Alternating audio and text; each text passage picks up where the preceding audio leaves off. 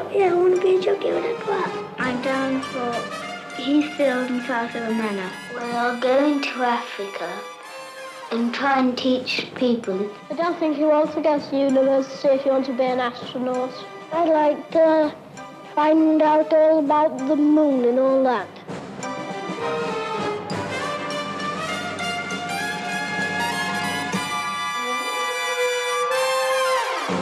Is it important to fly?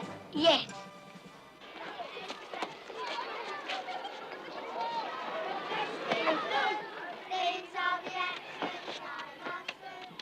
I want to be a jockey when I grow up. Yeah, I want to be a jockey when I grow up.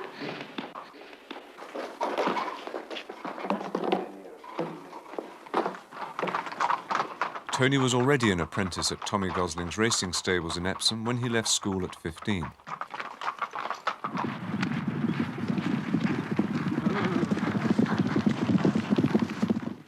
This is a photo finish when I rode at Newbury. I'm the one with the white cap. I was beating a length and half a third and had a photo finish. So I took it out of the box and kept it as a souvenir. What will you do if you don't make it as a jockey? I don't know. If I knew I couldn't be one, I'd get out of the game. Wouldn't bother. Well, what do you think you would do then? Law on taxes. Tony didn't make it as a jockey. He had 3 races, wasn't placed, and gave it up. At 21, he was doing the knowledge, learning to be a London cabbie. I will be a cab driver, and I know I will. And I'm going to prove every person who think I can't be a cab driver wrong. I'm going to get that badge and I'm going to put it right in their face, just to tell them how wrong they can be and how underestimated I am. It's surprising who you pick up, you see. I once met Kojak, I picked him up, and Warren Mitchell, Alf Garnett, you know. And I said, oh, hello, Warren, how are you, mate? Good to see you. So he ends up saying, I want to go to Langan's Brasserie, you know, Stratton Street, Langan's. So I'm halfway there, I said, listen, I said, Warren, you wouldn't... I said, it wouldn't be you if you don't sort of come out with Alf, you know. I mean, let's see how he's going, you know. So straight away, he's brought Alf Garnett to life in the back of my cab. So we're on the way to Langan's, you know. All I can hear is Alf Garnett, you know. It's the Labour government and you're lot up here. And when we get there, I said, like, thanks, Warren, terrific, mate. 180. So he gave me exactly 180. Listen, I said, I know you're Alf Garnett, I know you're having trouble, sort of like, I said, but I want you to become Warren Mitchell now, like, my tip's sort of like 20 odd pence or whatever. And he said, son, as in Alf Garnett still, you know Alf's doing bad at the moment, I can't afford it. He walks away, I'm like, you've done me like a kipper. What does it take to be a good cabbie? I think myself, happy-go-lucky character, and to take as much as what any other person couldn't take in a normal job, because it's a big world out there and everyone's a different character I pick up. Their attitudes, some of them, like the city gents, the typical Waterloo driver, please, in 5 minutes. I sort of say, hold on, mate, I'll get my helicopter out of the boot. I love being a taxi driver, I like the outdoor life, the independence. There's no one to govern me to say, like, you've got to be in at a certain time. Sometimes on Saturday morning I go to the pictures. Sometimes with my friends, sometimes with him. You don't. I do. You don't. I don't ever see you. You go to different pictures. Have you got a girlfriend? Nope. Would you like to have a girlfriend? Nope. You understand 4 Fs? Find them, feed them, and forget them. With the other F, I'll let you use your own discrimination. I mean, this one, I tried to do the 3 Fs, but I couldn't forget her.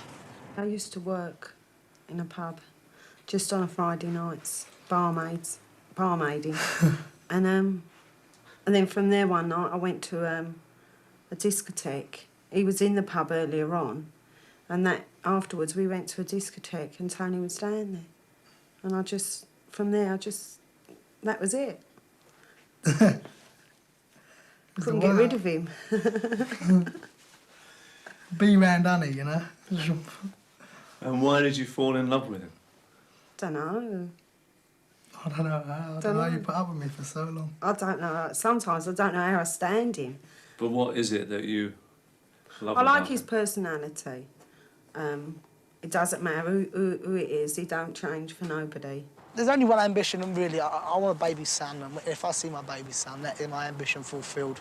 No one knows that, only you now.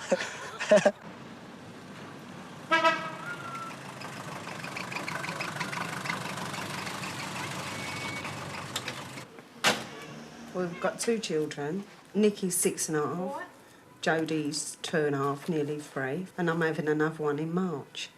Who looks after them, or do you share it out? Me, basically, yeah. He does take them out quite a lot, but telling offs and smacks, it's all left to me. I have to do all that. He don't like smacking them. He don't like telling them off. Unless it's really, really... Anything serious. Serious, then he would. Yeah, see that baby one? So what advantages do you think you've had over some of the other people that we film? Well, academically, probably they've had more advantages over me, aren't they? The fact they've had prep schools at a very early age, you know, they've benefited by it, which, you know, it tells, obviously, in this film. But as far as, you know, the stability in the backgrounds with their parents, they've missed out on that. Tone, I don't like them near me. Come on. Have a piece of bread each. Hey, Jodie. Jodie. Being in the prep school, they're missing the love and the care what every East End always gets, you know, gives their children each time they come home from work. And the parents, you know, sometimes obviously not going to be there because they're away at prep school. They're missing the love and affection, you know, what they're craving for. When my kids are growing up, I want to see the change in them all the time. So I have my own memories of when I was a kid and how they were, you know, what they were like. Would everybody please sit round now, get on with their work. I don't want to see any backs to me. Shouldn't be anybody turning round. Tony, do you hear as well? Get on with your work in front. Tony, don't turn round again.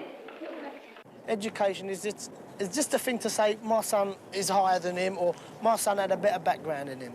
I mean, I'm as good or even better than most of them people, especially on this programme. I mean, I'm one of the tail enders. You think, oh, the East End boy, you know, and he ain't got no good education. But all of a sudden, the East End boy's got a car, a motorbike, and he goes to Spain every year and whatever.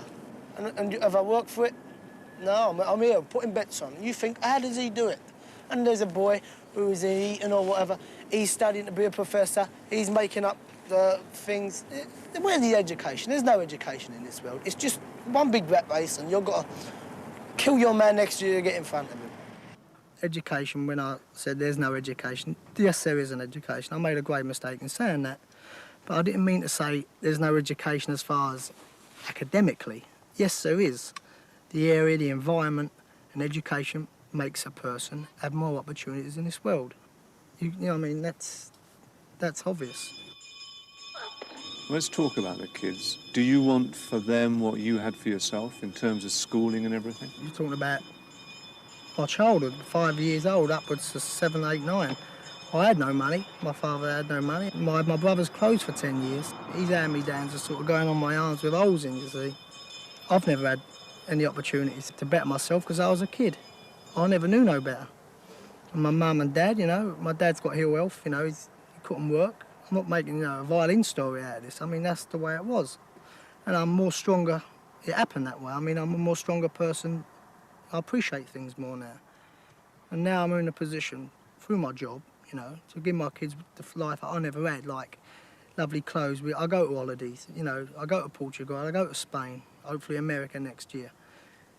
I mean, I want everything I never had to go, you know, on my kids. To say that, you know, let them know the benefits of the nice life, what it's all about. The Prussians, oh yes, oh yes, oh yes. They're nuts. Just have to touch them. Yeah, they can get what they want, can't they? If you've got to work for it, and it's them who can just ask for money and get it. They can buy what they want. I've learned through driving a cab that people are individuals, whatever they are, upper class or, you know, middle class or, as in my case, you know, East Ender. But I'm only glad, you know, that I found out the difference at an early age, so I can judge people on what they are rather than who they are. I'm not a politician, so let them worry about what's coming for the next day. All I understand is dogs' prices, girls, knowledge, road, streets, squares, and mum and dad and love. That's all I understand. That's all I want to understand. Why the one cooling the dog? 4.550s. 4.550s, 40. At 21, he was earning a bit extra as a bookies runner at Hackney Wick. What do they call you here? I reckon a pest, something like that. I don't mean to make a nuisance of myself. I mean, it's for the other patrons of the place. I mean, they wouldn't want to see a little boy nipping between the feet, running, putting a bet on here for a face. You understand? They think, God, what's he doing? Is he mad? I mean, I walk up there and I order the teas. There could be 8 people in front of me. I just go, can I have a tea, please? Tea, please, 5 times. Tea, please, tea, please. And they've got to serve me before them to get rid of me. You understand? So that's how you got to do it.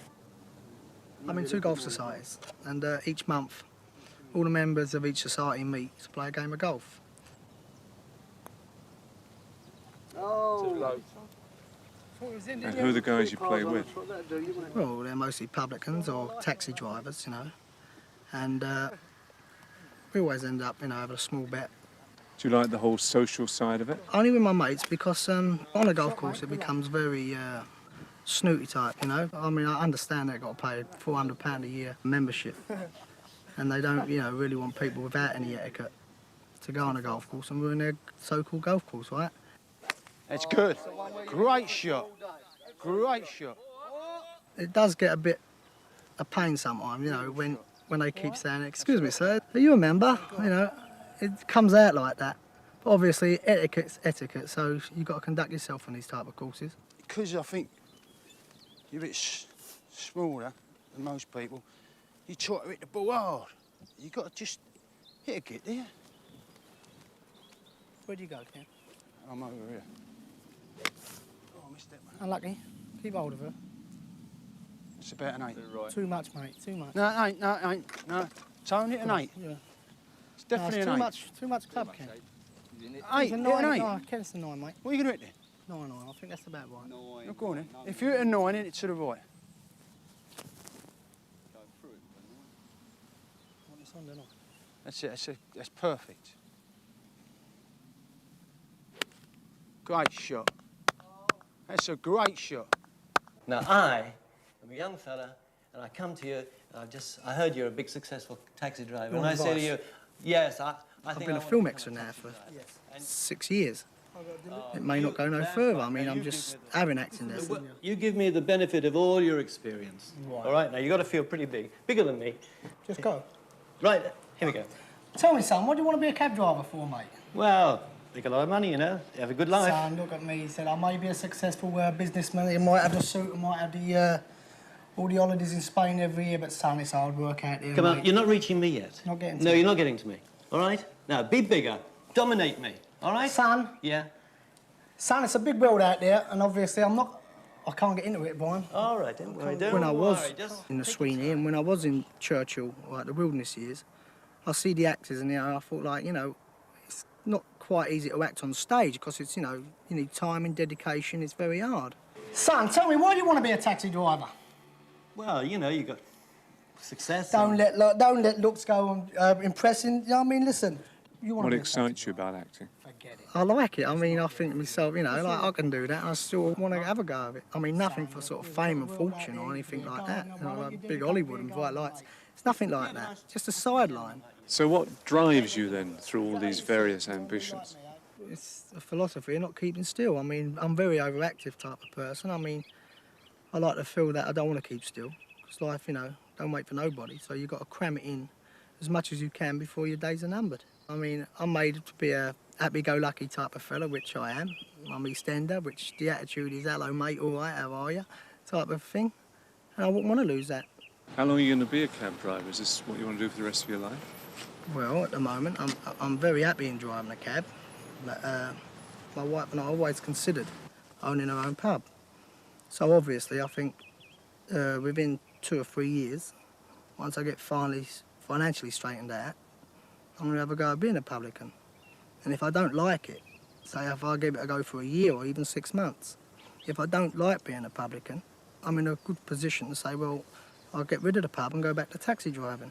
I don't want to change, because if I change, It proves the other Tony Walker was all fake.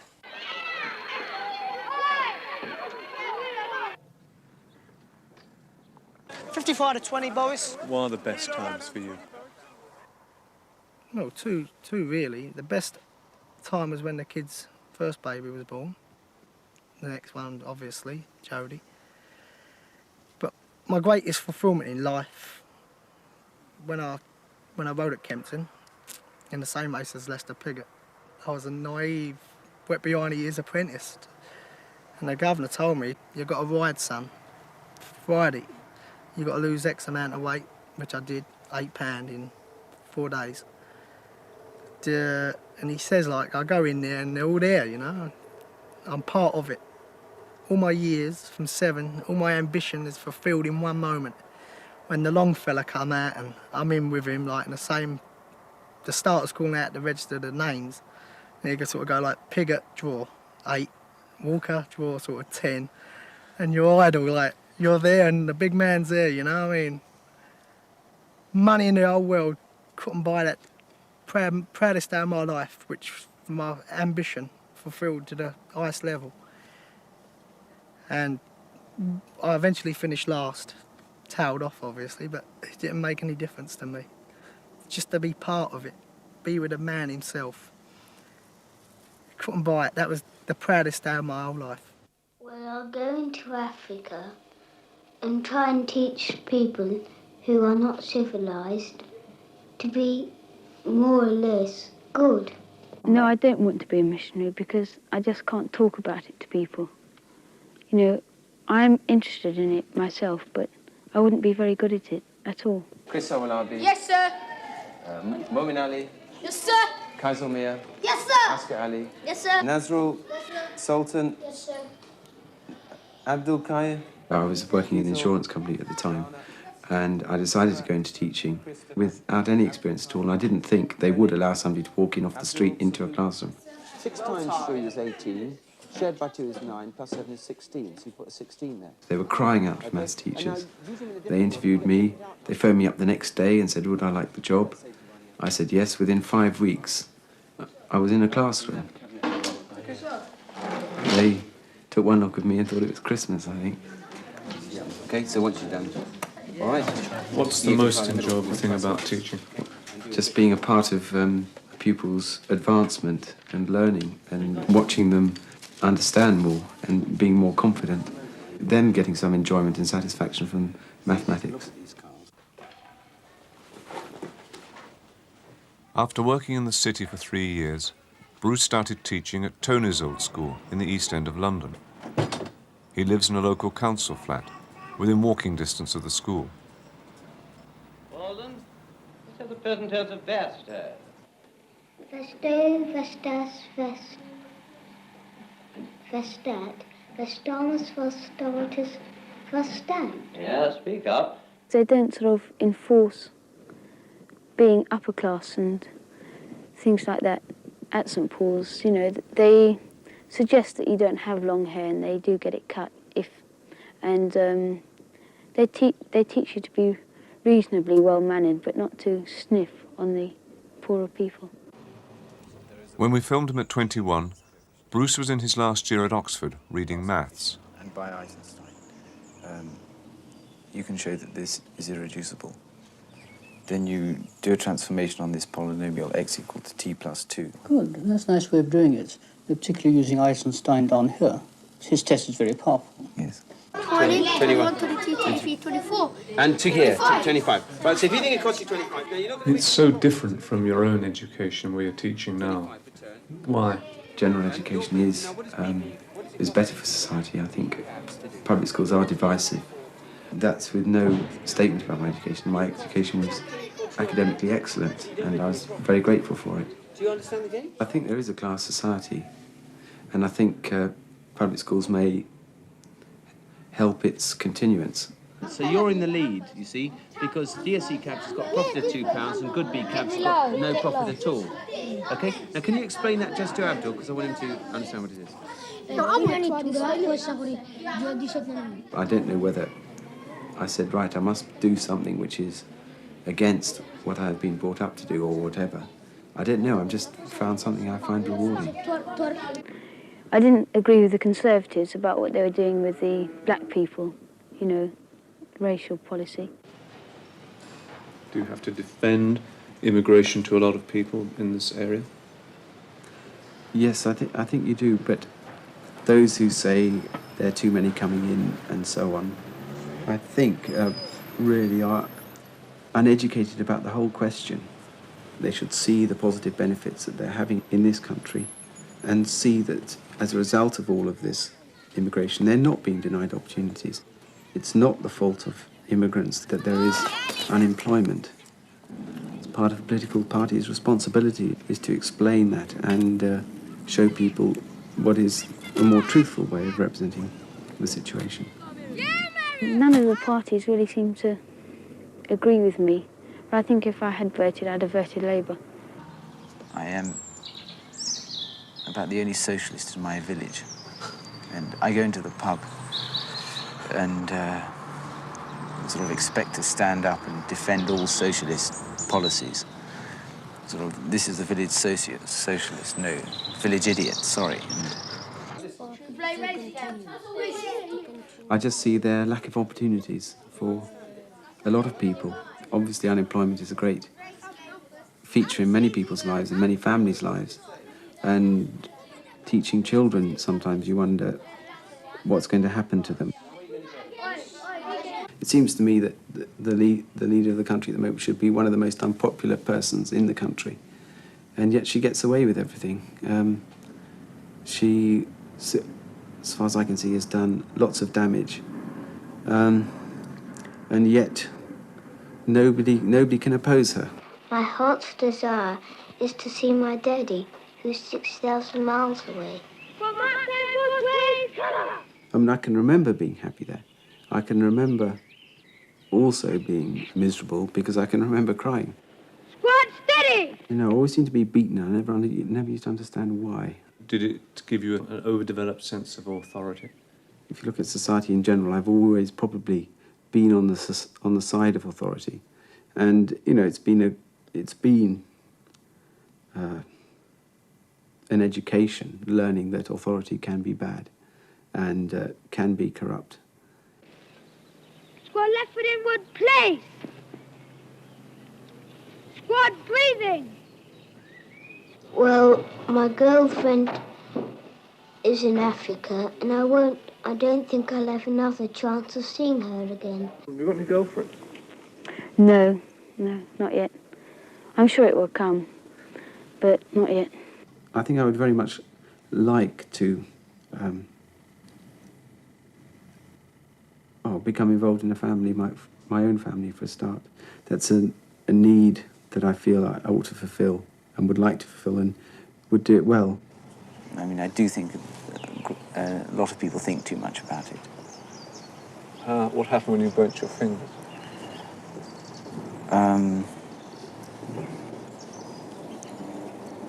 I'd rather not talk about it, really.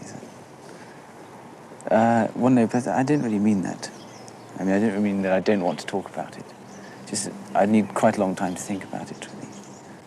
I think I'll possibly get a little serious and don't quite understand the modern sort of way of behaving, the modern manner. I think I'm a little old-fashioned. Now, at 3 o'clock, I'm going to come and pick you up from art. You'll only have one art lesson. So if your art teacher forgets at 5 to 3, ask her to say we should be packing away now, and I'll come and get you. So there you were, you went to a posh preparatory school and a major public school into Oxford, and now you're in a council flat teaching in this school in the East End of London. You don't feel any sense of disappointment? No, because what I am trying to do at the moment and achieve is difficult. It may not sound difficult in the sense that you could sum up what I do quite simply, but behind all that, it is very difficult, and I certainly find it satisfying achieving successes.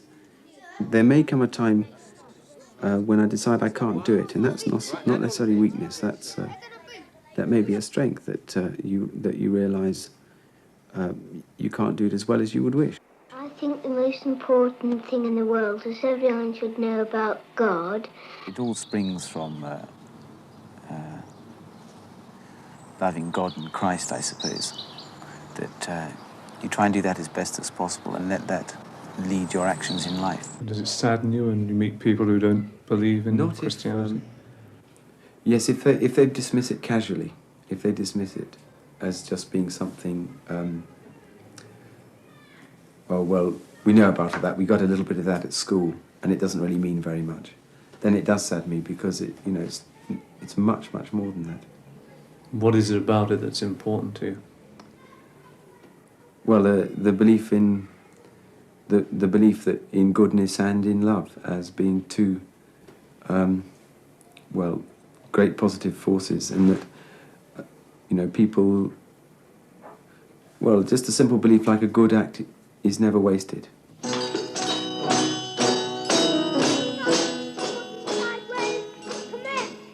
Certainly you can observe somebody when they're 7 and identify particular things which maybe are then always with them, whatever else happens to them. People possibly say I'm a little innocent at times or naive. I used to get worried about this and think perhaps I ought not to be taken in or deceived, or I'm not talking about love now, I'm just talking about generally speaking. But I feel that's a strength in a way. I think, if they're people who are willing to trust, then, we should be encouraged. Tommy, do you have any boyfriends, Susie? Yes. Tell me about him. He lives up in Scotland, and I think he's 13. And I'm rather lonely up there because he used to go to school, but we used to play till about 6:30 when he comes home from school. And then we go in, and then he goes home to do his homework. Have you got any boyfriends, Susie?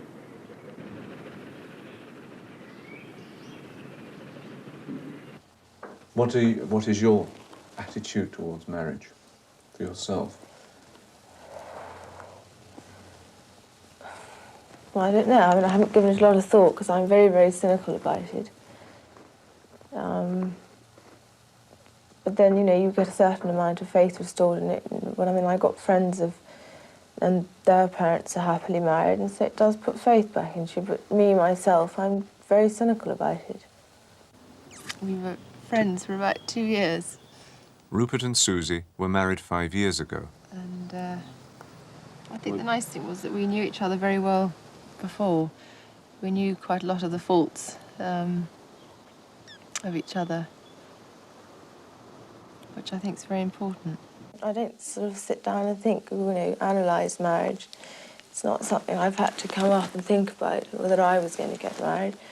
And I've got no desire to at the moment. I think 20 is far too young. I suppose 22 is considered quite young. I felt it was the right time. I don't see what I would have gained by waiting another 3 years.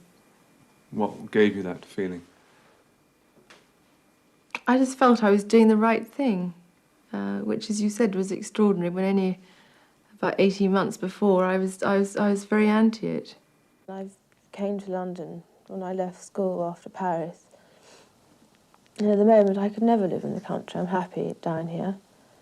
The country's nice for 4 days to go for long, healthy walks, but I could never live up there now.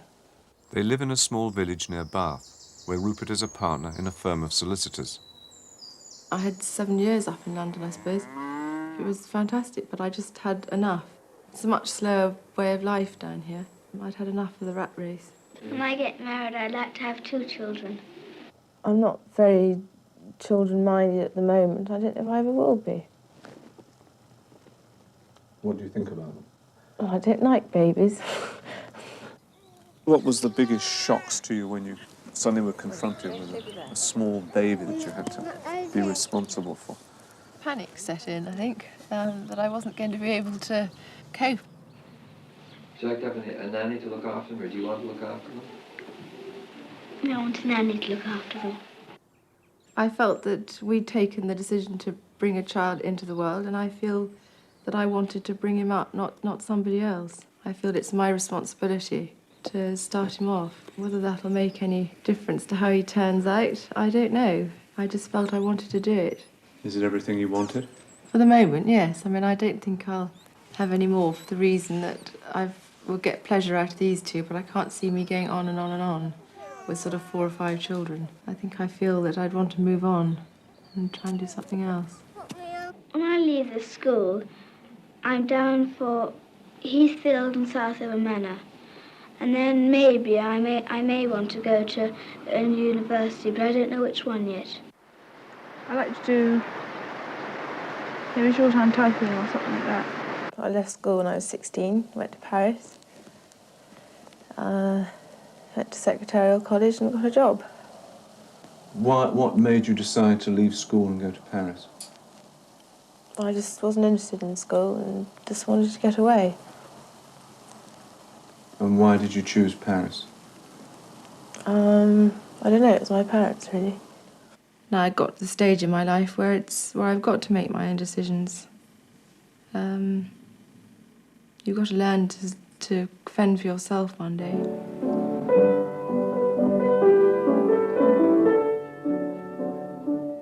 I went to prep school boarding when I was 9. Rupert went at 8, and both of us hated it.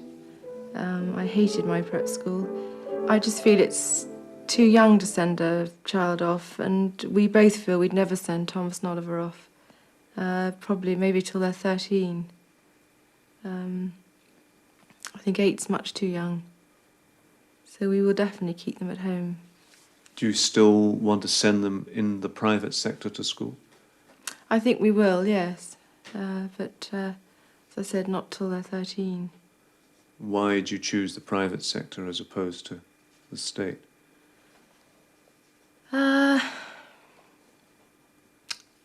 I suppose it's what we had, it's what we know.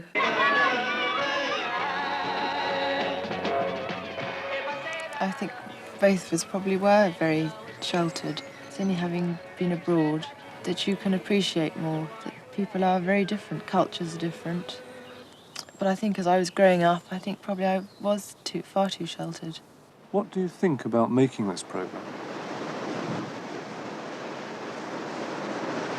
I just think it's just ridiculous. I don't see any point in doing it. I've been very lucky up to a certain point, but everyone has their bad times. And I'm only just beginning. I mean, I'm only young, and I'll probably have a lot worse than I've been through now. I mean, when you're a child, you always think how nice it would be to be grown up and independent and things. I mean, there are times when I wish I was sort of 3 again. It just seems a miracle to me. When I last saw you at 21, you were nervous, you were chain-smoking, you were uptight, and now you seem happy. What's happened to you over these last 7 years? I suppose Rupert. I'll give you some credit. I'm now chain-smoking. No, I didn't know where I was going at 21. I mean, I suppose I thought I was reasonably happy at 21, but I had no kind of direction, no. I obviously hadn't found what I wanted. I don't think most people have at 21. We're still very, very young. As a teenager, Susie spent her school holidays on her father's estate in Scotland. What sort of things do you do? Ride, swim, play tennis, ping pong. I might play croquet. Something like that. What about the social life? What's that? Garden pasture? Yeah. It's quite fun. Well, obviously any child going through their parents splitting up age 14 was a very vulnerable age, and it does cut you up, but you get over it. It's not, I mean, there was no point in them staying together for me, because it was worse. I mean, the rise, and it's worse. If 2 people can't live together, there's no point in making yourself. My father died 3 years ago. It's very hard to describe to somebody how you just take the loss. It is terribly hard, and even now I still can't believe my father's not here. It's still sinking in, I think, even after 2.5 years. He was up in Scotland. It was in that very bad winter of '81, and we were literally snowed in, and I couldn't get out. And it was 3 weeks before Thomas was born, and I wasn't allowed to fly, no airline would take me, and the trains were blocked with the snow, and so I couldn't get there. And I still feel guilty that I didn't try and get myself out of here to go, but you know, when you're told you could endanger a baby's life, you have to rather sit still. The death of one of your close family is probably something you don't ever get over, and it's a different kind of problem than anything else. And it is hard to come to terms with. And it was really last year that it sunk in that he really wasn't around anymore. What do you want most out of life? To be happy and get on with life. I mean, I don't want to just sit back and let it always pass. I mean, you don't know how long you've got your life for. And, you know, you could be run over by a bus tomorrow, so you've got to make the most of it while you've got it. Do you have any fears for the future, for yourself? No, not so much for myself at all. I feel if I was going to have fallen by the wayside, I'd have done it by now. I think probably I'm too staid now to do that. But maybe I'm wrong. When I grow up, I'd like to find out all about the moon and all that. At 7, Nick, a farmer's son, was at a one-room village school in the Dales. And I said I was interested in physics and chemistry. Well, I'm not going to do that here. At 14, he was going to a Yorkshire boarding school, and at 21 was reading physics at Oxford. We'll give it a whirl. So what career are you going to pursue? It depends whether I'll be good enough to do what I want to really do. I would like, if I can, to do research.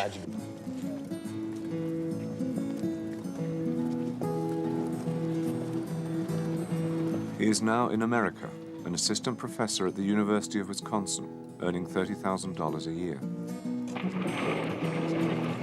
The gas in these experiments is at a temperature comparable with that of the sun, whereas in a power reactor it would be maybe 10 times the temperature of the sun. And we're trying to induce that gas to fuse.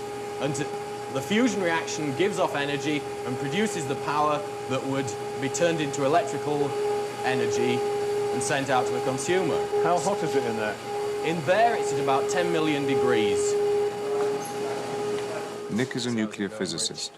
He is using these high temperatures to fuse atoms, to try to produce energy which is free from radioactivity. Have to be precisely coordinated with the plasma decay. I finished my degree in physics and I went on to do a PhD. And having got the PhD, so it took 2.5 years to get that, which was relatively quick, I went to work at the United Kingdom Atomic Energy Authority's Culham Laboratory, which is where they do fusion research. And that is what I've been aiming to do throughout my PhD. But I found when I got there that I got a big shock when I found that my standard of living went down when I started work. So when some people here offered me a job, and I thought this might be a good opportunity to go somewhere else where the research environment was a bit more vigorous. So I came here in November of 1982 into a blizzard.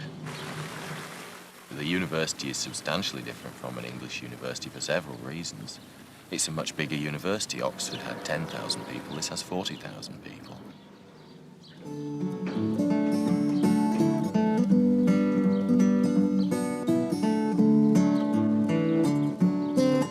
I guess the mixture of people who come here are different. A far bigger fraction of the population go to university here. Oxford is full of people who really are trying to prove something, I suppose, or be something.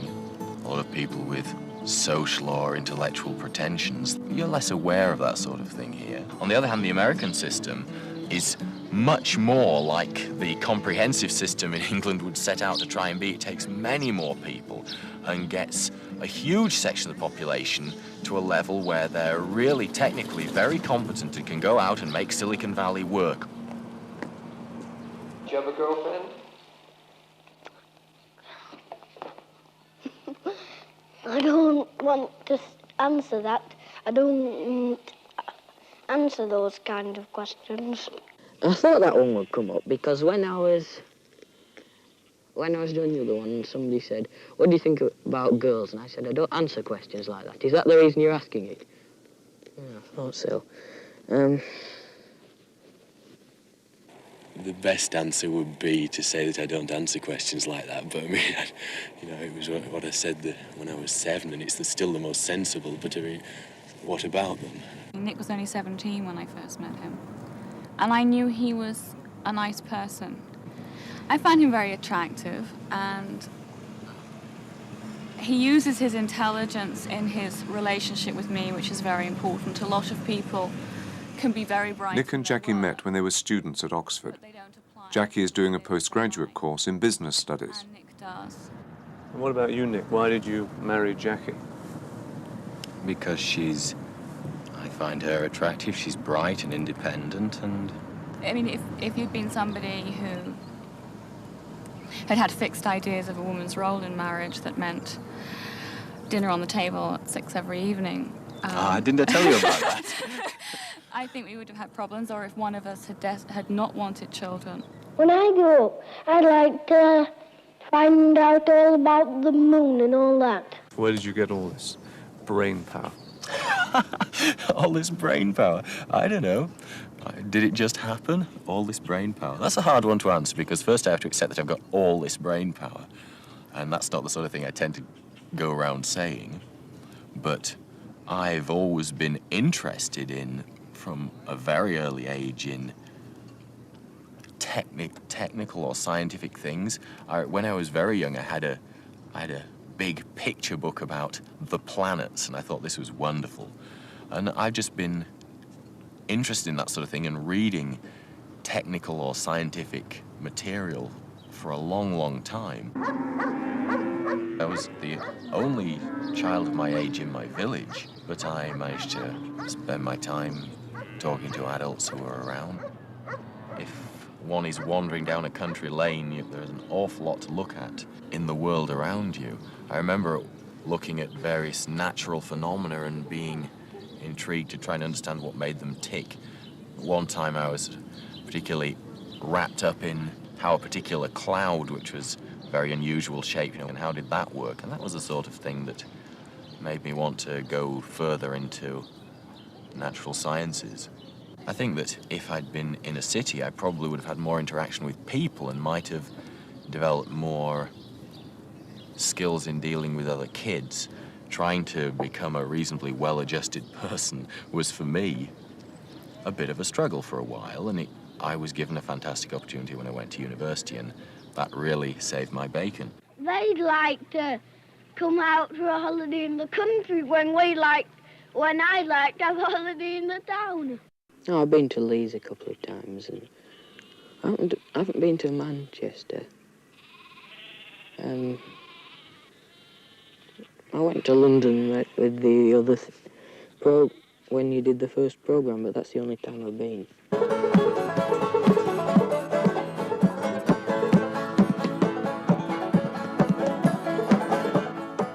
What attracts you about America? It's an exciting place to be. There's a lot going on in terms of research and other things, but I really came here to do research, but there are more opportunities and just a general feeling of more going on than I had previously. The place is less hidebound, it's less bureaucratically tied down, so it's much easier to go out and get things done than in England. Do you get lonely here? You just tend to get stuck into your everyday routine and you don't think about it. But when you call home, then you realize how far away you are. And now it seems acute because both our families are getting older. Even if you think in terms of seeing them once every 2 years, That's not so many you're thinking times, only is about it? 10 times. And that's awful. When you think in those terms, you realize you really are in exile. Does this put a pressure on your relationship? No, I think it binds us together because we just have one another over here. In 21, some of the people were saying that they felt it was immoral to emigrate, immoral to leave. Do you have any feelings about that, since you're the one who's left? In my position, I don't feel that I'm letting England down, because I don't think that England particularly wanted me there doing what I was doing. It had trained me marvellously. I'd gone through a wonderful educational system. Particularly Oxford was a fantastic experience socially. Again, it was a great place to try and develop emotionally. And the academic standards there are absolutely superb. Having trained in a very academic fashion there, and I then went out to try and do something with all that training and found that society just wasn't terribly interested in what I was trying to do. So how can I feel that I'm betraying a country when it doesn't want me to do what it's trained me to do? The big issue for us at the moment is how we're going to manage to have kids and run 2 careers. We don't want to miss out on the chance of having a significant career, and we don't want to miss out on the chance to have kids and to be involved with them. No, but in those early formative years, would you be happy for your children to be brought up by Jackie and Jackie not be able to give them the full attention? Well, it's not. I mean, that's putting it in a rather strange way. Yes, I mean, I want. Not just me. This is an area I pay lip service to the idea of equal shares on this as well, and it remains to be seen whether I would actually live up to my intention. Yeah, there are several things I think to be said here that if we both work in academia, that will make life much easier, because as things are at the moment in the States, if you have a computer at home, you can come in to teach and to give office hours to your students, but you can work half of the day from home. But I don't want to be the person left behind while Nick flies in and shares an adult life with his children at college and working. I want to be there too. Is she difficult? At times, yes. Whenever we have an argument, she does have a tendency to explode, I suppose. To get really miserable about it and not... We've only been married 4 years. Anything could happen. We could easily drift apart. There are so many pressures on people. You just have to work at it, and that's why it's important that you have the same ideas, that you want the same kind of life. When we were in England, our big source of arguments was money. We were always squabbling about money, but that one, mercifully, it seems to have gone away pretty well. We still disagree, but it isn't a major source of rows. I mean, a person with £1 million is not going to be much. He's not going to be more unhappy than a person with £2 million. I've never really been aiming for money, and that's, curiously enough, why it was such a surprise that it really surprised me when I found that my standard of living mattered to me when I finished university, and I found that I couldn't afford what I'd been able to afford as a student. It suddenly caught up with me for the first time in my life that I really did care about how much money I was getting, and it had never occurred to me that I would. If I could change the world, I'd change it into a diamond. I'd like to think that, I'm hoping that I might do it at some stage, but I don't really think that I've done anything you can call a great success. I mean, it would seem really ridiculous to any of my friends who watch this if I said, Christ, aren't I a great success? Look at me. When I first met you, I remember I thought this was very idealistic, but it was rather interesting. When I asked you why you're working on fusion, you said you wanted to save the world. I think that's a bit embarrassing now, but I don't think you'd feel the same way about something that you didn't feel mattered. That's right. I picked it because I thought it really was something that could be useful to people. Hopefully, eventually.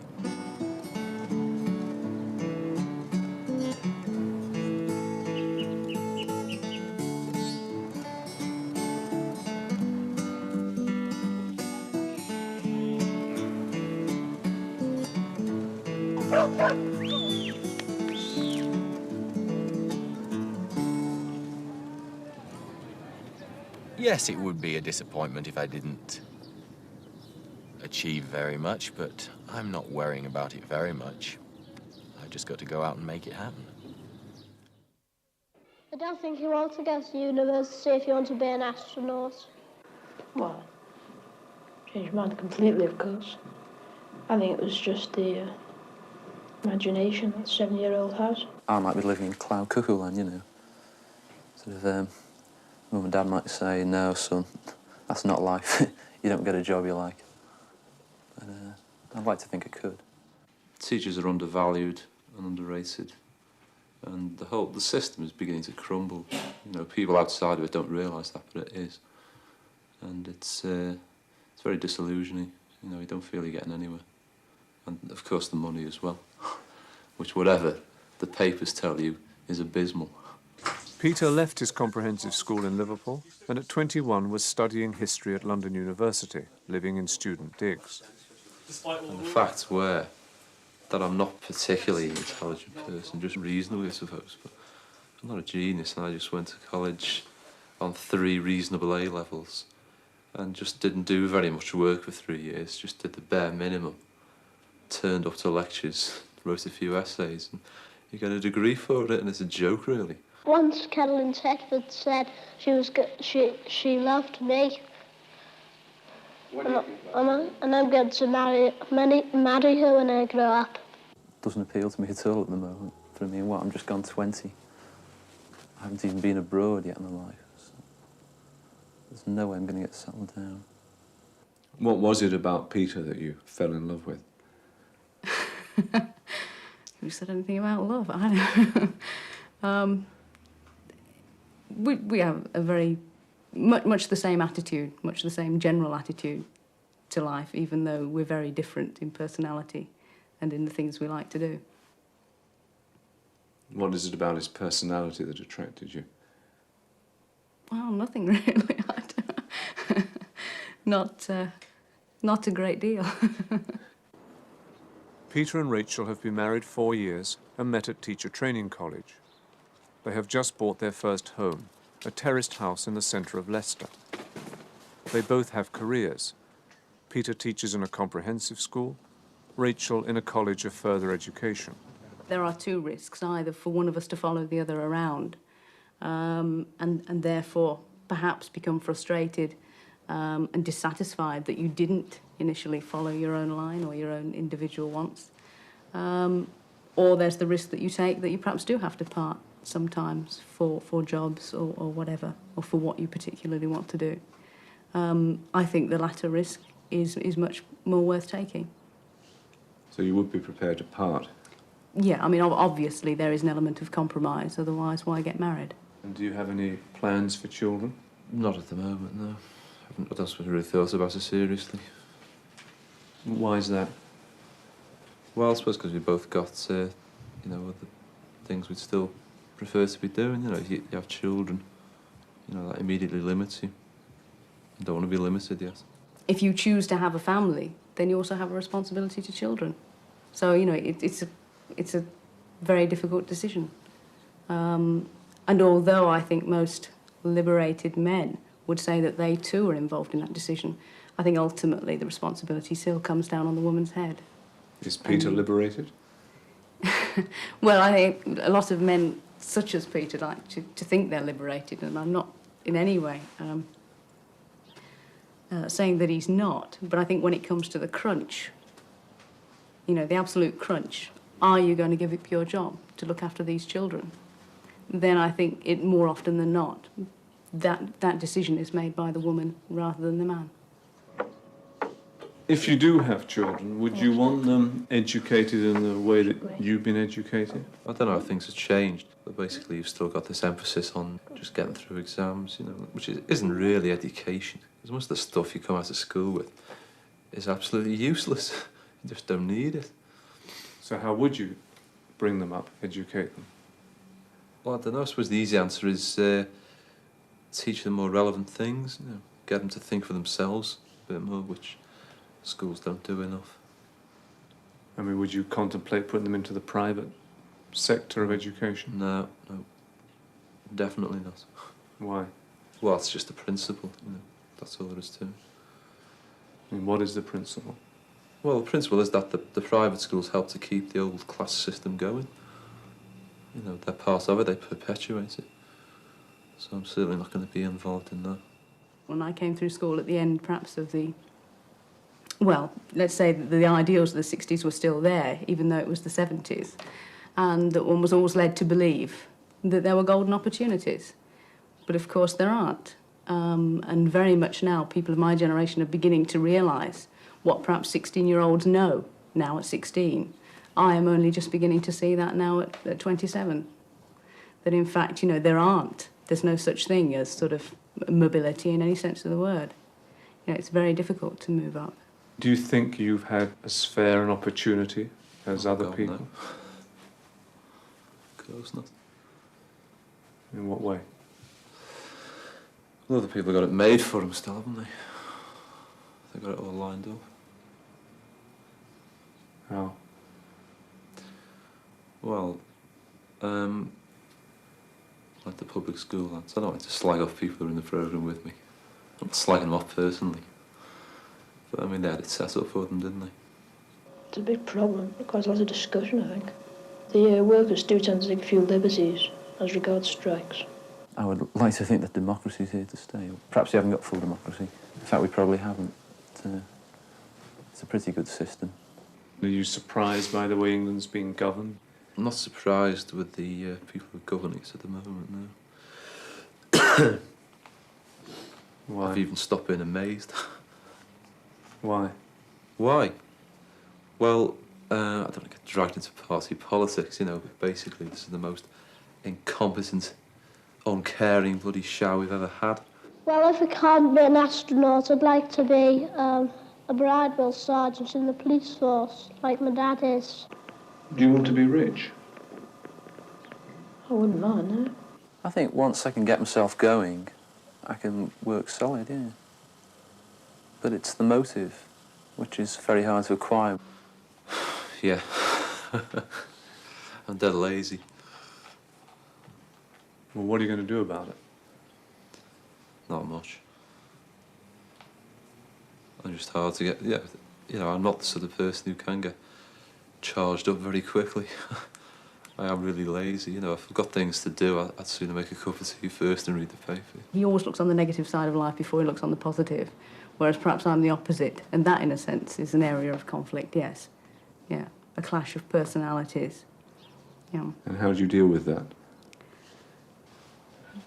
Well, as you deal with all people like that, you just give them a good kick and say, you know, wake up to it, you know, that kind of thing.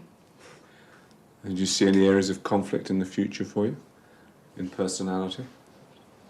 No, I don't. Not really, because I think we both appreciate each other's personalities. In fact, it would be quite dull to be exactly the same. I mean, there is something quite exciting in being different, in that it isn't as predictable.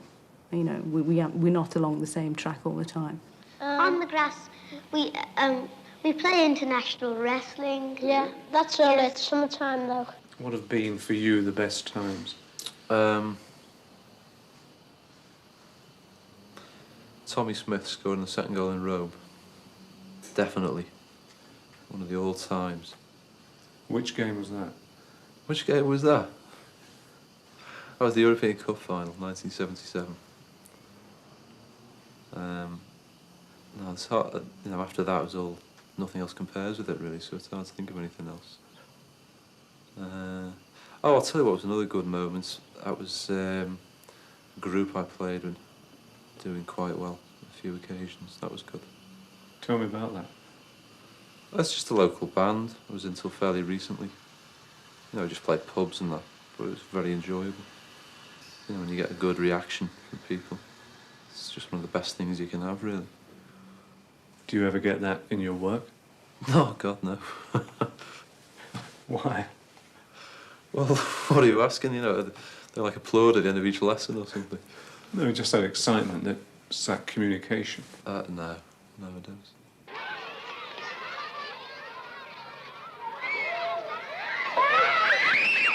Do you think people change much, or do you think we saw you, the man, and the 7-year-old boy? I thought for a while that was a bit too simple, but I think it's true, because after that, you know, your barriers begin to go up and you learn how to fend off things, like I was just saying. And obviously when you're 7, you don't think about it, you just come out with it. So, yeah, to a point you reflect that, yeah. So the boy at 7 is, in a sense, the real you?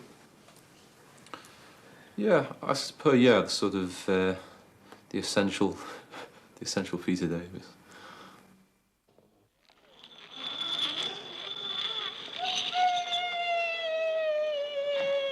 There were 9 other children filmed in 1963. What of them? If we did all love Jeffrey and we all want to marry him. Yeah. I think I know the one that he likes best, and that's her. No, I wasn't talking today, and Brown sent me out for nothing. I feel like bundling when there's already a fight. If I can't be an astronaut, I think I'll be a coach driver. I read the Financial Times. What's happened to these children? Where are they and what are they doing? We'll see tomorrow night.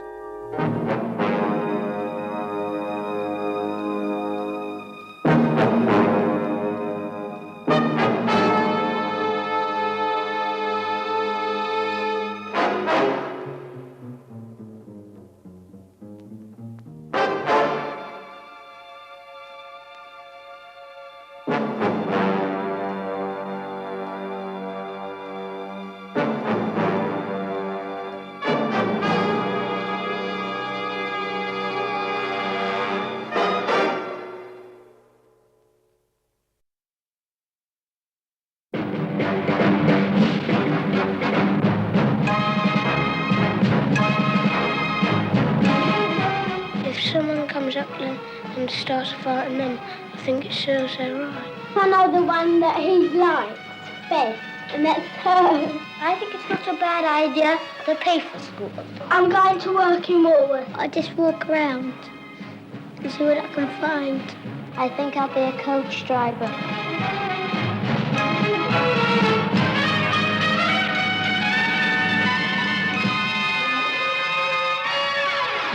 I don't like the big boys hitting us and a prefect sending us out for nothing.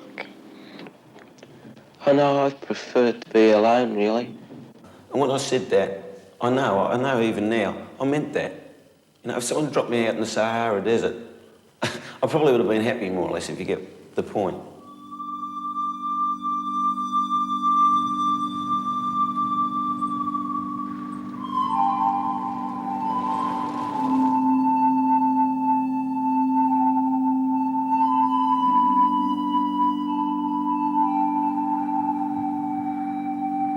Say you had a wife, say you had to eat what they cooked you, and say I don't like greens, well I don't, and say she said you have to eat what you give, so I don't like greens, say she gives me greens, and that's it. I find it hard to express emotion most of the time. Otherwise, I'm getting on top of that worn out, you know. I mean, just a simple thing to say to sort of Susan, you know, I love you, something like that. I mean, I can tell you about it, but I really haven't been able to say it freely to Sue, you know. Did he propose to you? Yeah, it was strange. We went off and bought the engagement ring first. And then I said to him, you haven't really proposed to me. As you can gather, he's sort of very shy. What was it that you fell in love with? What is it about him? His helplessness, I suppose. It was the motherly instinct in me to pick him up and cuddle him. And he's also very good looking, I think, but he doesn't agree with me. And in the summer, he's got this cute little bum in shorts.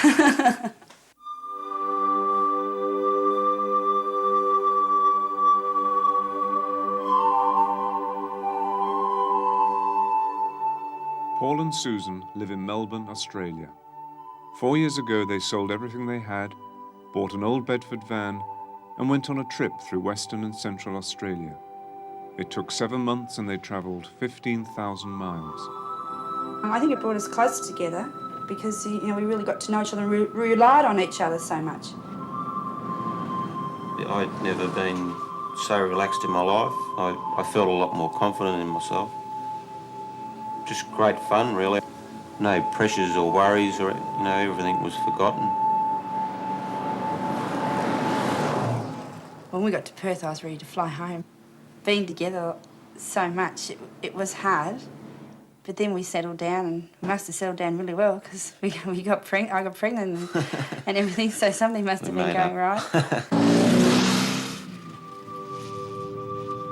I think it's now, like, people like to get back to nature and like to feel that that they aren't living in the 20th century. That to me, it's just like an old dream that you wish you could come true. You know, living next to nature and like pioneers type of thing. I love the place. You know, I find it hard to put into words really what it is. You've got the country, you've got bush, outback. You can do more or less anything you want, I think, here. Whether you can do that in England, I don't know. I think that this is the part we enjoyed the most because we really went out in the middle of nowhere where we had to carry our own petrol and our own water to do us for the 3 or 4 days that we were out that way. And while we were up in Carnarvon, we went and stayed on a sheep station up there with our friend from Melbourne, Bruce. And it was about 1 million acres, just under 1 million acres, the sheep station. Bruce from Yannery Station, he got a hold of some tails from the roo shooter so we could try kangaroo tail stew. Yeah, it's a bit rough. We had nothing bit to throw in sinewy. it. Yeah. It gave us our own peace of mind that we could settle down and now have a family, that we had done something. We hadn't just been nobodies and lived in suburbia all our lives. We'd done something that we were proud of, that, you know, we'd accomplished on our own. Do you want this for the children? I'd love it for the children. I was once told when I was at school that travel could be the best education, and living in conditions where you have to fend for yourself and you have to use your own initiative is very good, and I would like it. I was going to be a policeman, but I thought how hard it would be to join in. I just haven't made up my mind yet. I was going to be a phys ed teacher, but one of the teachers told me that you had to get up into university. At 21, Paul was working as a junior partner for a firm of bricklayers in Melbourne. I'm not great at bricklaying, right? But if I wasn't good enough and my boss didn't think I was good enough, he would have never have made me a junior partner. I went out on my own as a subcontractor, not long after the last show. But then I started with the partner. I organised everything. I bought all the equipment because I didn't want to be dependent on someone else. Things didn't work out between the two of us. He was a bit lazy. Do you have the right temperament, do you think, to run your own business? If you're talking about employing other people, I'm not hard enough. I'm a little bit slow with working out things on the job, not particularly the laying of the bricks, but fairly slow thinker when you've got to work something out. I think that'll end up being my job for life, probably.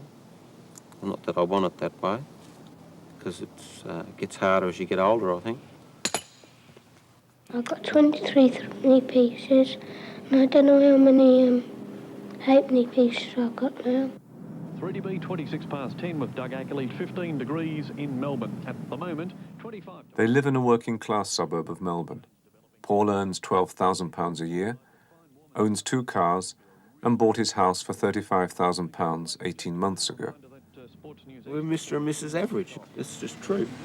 You know, we probably earn an average income. Just an average family. Oh, a good fist away by Russo up towards centre wing. Robertson this time behind. Susan works part-time as a hairdresser, and they have 2 children, Katie and Robert. Are you ambitious for your children, Paul? I said something about wanting Robert to be a brain surgeon. That was a joke. I mean, like, if he's a brain surgeon, good and well, but it'd be nice to let them go one step up from us, I think. Put it this way, I hope he's better at schoolwork than I was, so that he's got a choice, you know. Because really, with the education standard I didn't have a choice. What does university mean? Paul started his school life at a children's home near London. When he was 8, he emigrated to Australia with his father. Were you happy at the children's home in England? We didn't mind that, really, because we didn't know what was going on, because we were a bit young then. What regrets do you have about your education, then? I didn't work hard enough. I was just very lazy at school. You know, if you're lazy and you don't work at school, you suffer for it. There needs to be a little bit more discipline. If private schools are better, you'd be far better off spending your money sending your kids there than getting a video or new television, swimming pool or something like that, I think. What else do you want for your kids that you didn't have? A happier family life, I think. Well, don't get me wrong, it wasn't miserable. I think it could have been better. I think that'd be one of the most important things. My mother and father they separated originally, I think. They eventually got divorced. I went to the boarding school for 1 year and then we immigrated to Australia. My father got remarried. And how did you get on with your stepmother?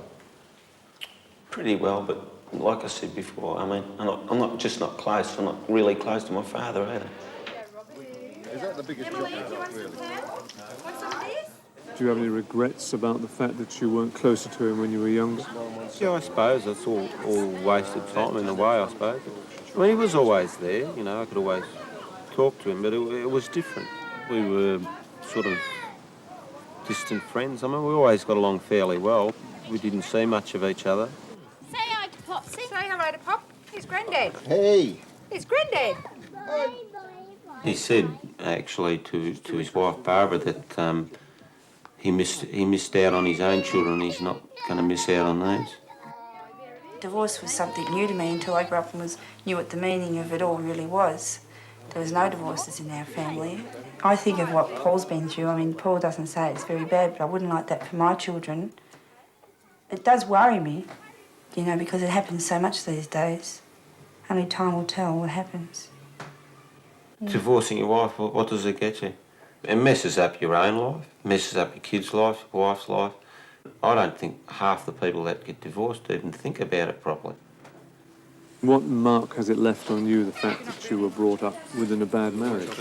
The only thing I can say that I think might have come from that is just my lack of confidence and being able to show my feelings, really, I suppose. He is down on himself. He has this excuse where he says, I'm only a bricklayer, it's got nothing to do with me. I don't know why it is. I get really frustrated with him. I want to wring his neck sometimes when he does it. But he's getting better. So do you feel there's any conflict ahead if Sue wants a job and a career? What's come up so far since we've been married, we've handled that. Really, I think Susan probably be the best one to be a businesswoman. I stay at home, you know. I have to push him out the house. Sometimes I think he needs a bit of extra male companionship because being a bricklayer, he only works with one fellow and we don't have a social life with work type of thing. Well, he doesn't because there's only just one person as well as himself. And his basketball, I think he really enjoys it, but he doesn't really let on how much he enjoys it. I suppose you could see me now when I was 7 in a way. Like, I think it was pretty obvious I wasn't going to be a doctor. You seem such a sad little boy. That's me, though. Well, I was pretty, long face, sort of thing. I was like that sometimes out here, too. I was always getting knocked about that. I don't like greens, well, I don't. The first show I saw was at 21. When I saw him at 7, I just wanted to cry. He seemed so pathetic. I suppose I don't know, it's hard to say. It really made me go to jelly inside, you know, to see him like that. I mean, do you think it's true that we can see the man in the 7-year-old boy? Yeah, yes it is, because in that he was a very gentle and not gentle, caring person. Yeah, he's always cared about other people and always been able to work his way, try to give an explanation for saying something he doesn't really want to do, you know, like what if I didn't like to eat my greens and all that sort of thing. I mean, he's always still does that, the what if, and then well, he doesn't really want to do that, so he's trying to talk himself out of it. Yeah, yeah. Does he eat greens now? He loves them. He loves them. He loves them. What do you remember of England? It seemed to be raining all the time. I wouldn't stake my life on it. But we've got a lot more than what we would have in England from what other people tell us. But there again, when it comes to work, I don't sit down on my backside. I'll go and chase it. So it's hard to say. But I'd say, like, in general, I've probably done better here than what I would have there.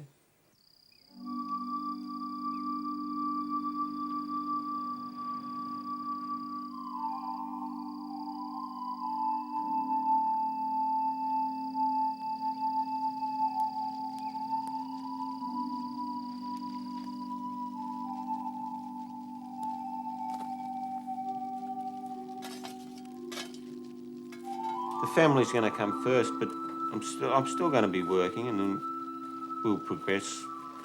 I'd love Paul to build me a house, and I know that he'd be happy once he's done it. Something like he's got his children, and then to build his own home, it really would be the icing on the cake for both of us. I read the Financial Times. I read the Observer and the Times. What do you like about it? John? Well, I usually look at the headlines and then read about them. About it. Yeah. I like my newspaper because I got shares in it, and I know every day what the shares are. Misers like you like. No, but on Mondays they don't move up, so I don't look at it. What's the point of the programme? It's the point of the programme is to reach a comparison.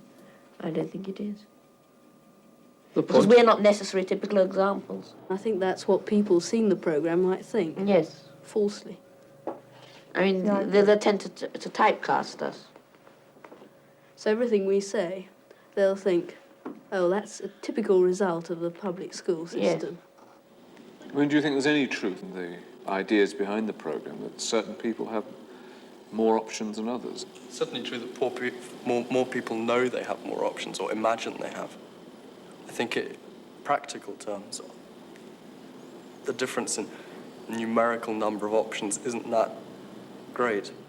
But the mere knowledge creates an option in itself. Yes. So I think we do have more options. And it is undesirable, but it's very difficult to correct. I don't think it is undesirable at all. I think what's undesirable is people who have had options don't make advantage, take best advantage of them. When I leave the school, I'm going to College Court. And then I will be going to Westminster boarding school if I pass the exam.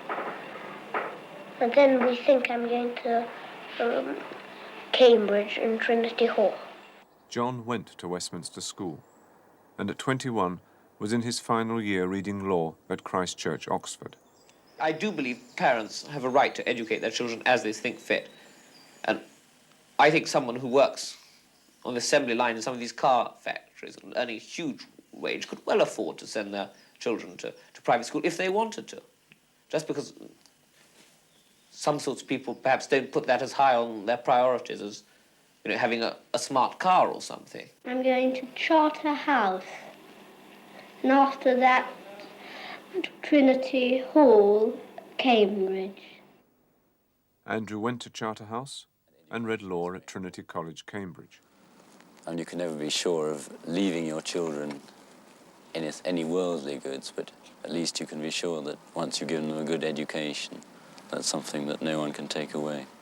When I leave school, I'm going to the Dragon School. I might. And I might go to, I might go to Charterhouse, Marlborough. And I can't remember all other places, but because Mummy's got so many, but there's some of them. What about university, Charles? I might go to Oxford. Charles went to Marlborough, but didn't make it to Oxford. Instead, he went to Durham University. I'd say I'm pleased I didn't, because there's very much certainly from Marlborough, prep school, Marlborough, Oxbridge, conveyor belt, get shoved out at the end. And when you go to Oxbridge, and it's obviously not true in all cases, but I think for the majority, they mix with the same people as they were with at school and so on. When they were 21, we asked them what they thought they would be doing at 28. John. Might be at the bar. Doing what? Perhaps chancery practice. How do you see your life at 28? What do you want for yourself then? I'd quite like to be married by then. John has just announced his engagement. He is a successful barrister in the Chancery Division of the High Court. At 21, these were his thoughts about his career. Law sort of interests me. I think it's sort of good life. It's hard work, but you sort of, when you get to a certain eminence. You know, you take the work you want, and you take the holidays you want, and you don't really dance to anyone's tune, all of which quite suits me. And what about Charles? I'd say probably scribbling away in some basement for some London newspaper or something. Charles did scribble away for an East London newspaper.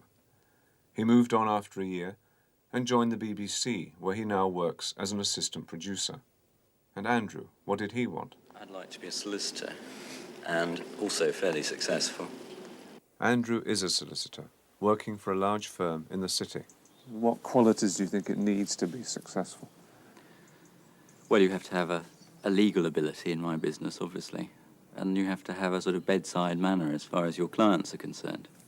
Because there's no good being brilliant if you can't communicate with your clients.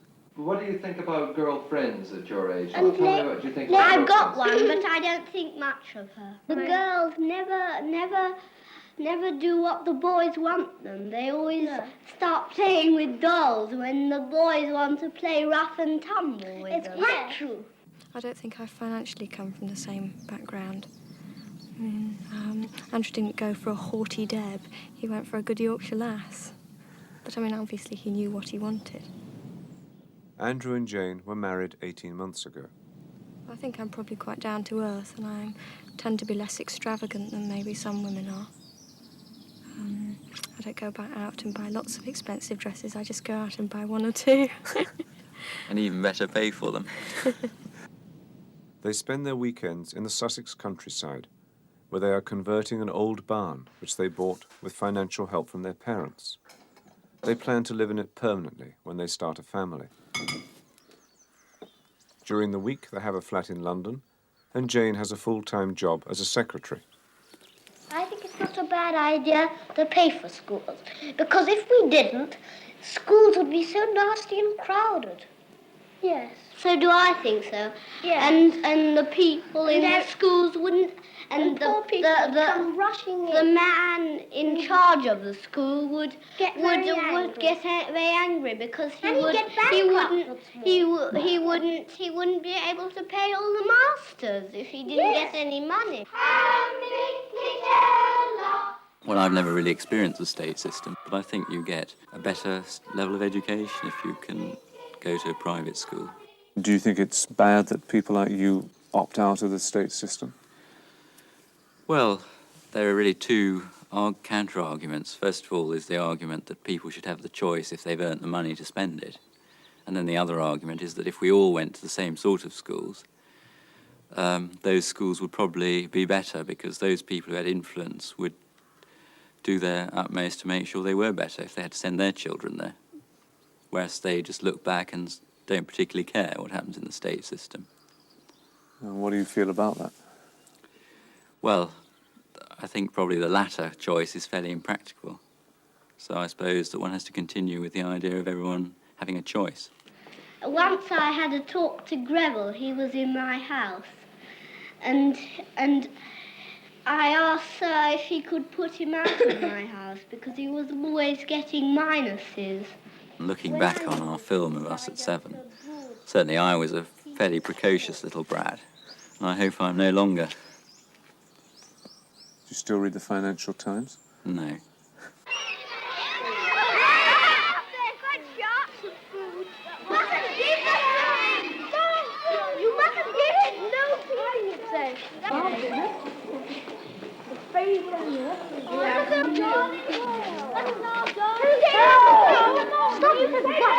I don't think much of the accents. Neither do I. Neither do I. But it doesn't prevent me liking them. Yes, and that mustn't be late there. I should, quite quietly, it's a very nonchalant little theme. Well, yes, I do feel I've had the best of everything as far as education is concerned. But, I mean, you know, to get here, I had to work very hard. But you don't deny you've had a silver spoon. I think anyone who goes to a really good school has had a leg up. But, I mean, I wouldn't say I'd been unduly privileged if I missed the exam to my school and had to go to a sort of grotty public school. I wouldn't have thought I'd had any advantage at all. Yes, I must say, all this talk about opportunities, it's something I did slightly object to in the programmes. We were shown at the age of 7, outlining sort of the academic sort of career that most of us, did in fact pursue.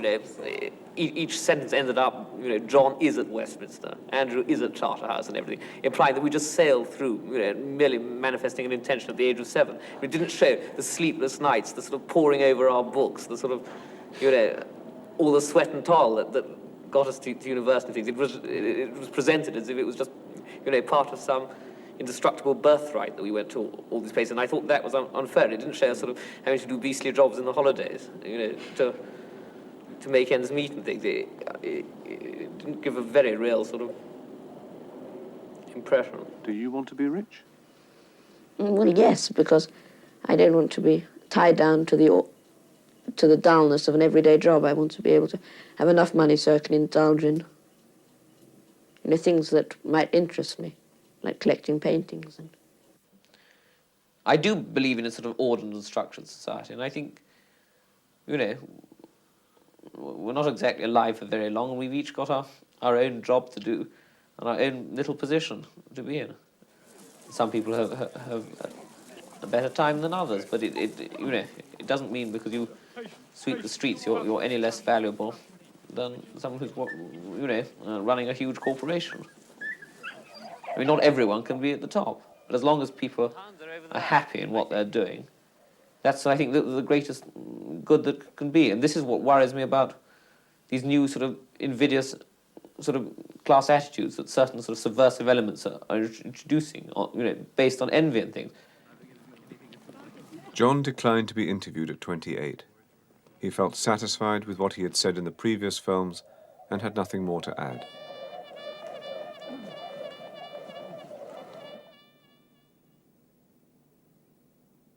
Rich children always make fun of poor children, I think. Yes. Yes, they say, oh, look at that lovely little sissy over there. Yes, and they throw things at them. I don't particularly want to be rich, but I'd like to have enough money. Well, what do you mean by enough? Well, enough to have a nice house and be able to send the children to a private school if you want to. I really don't see how one's life can be a failure, in that if I became a journalist and got sacked at 30, it's probably because I'd grown out of it, or I'd changed, so I was no longer suitable, so therefore I'd find something else which I'd find, I enjoyed and which my talents were suited to. Charles has found a career suited to his talents.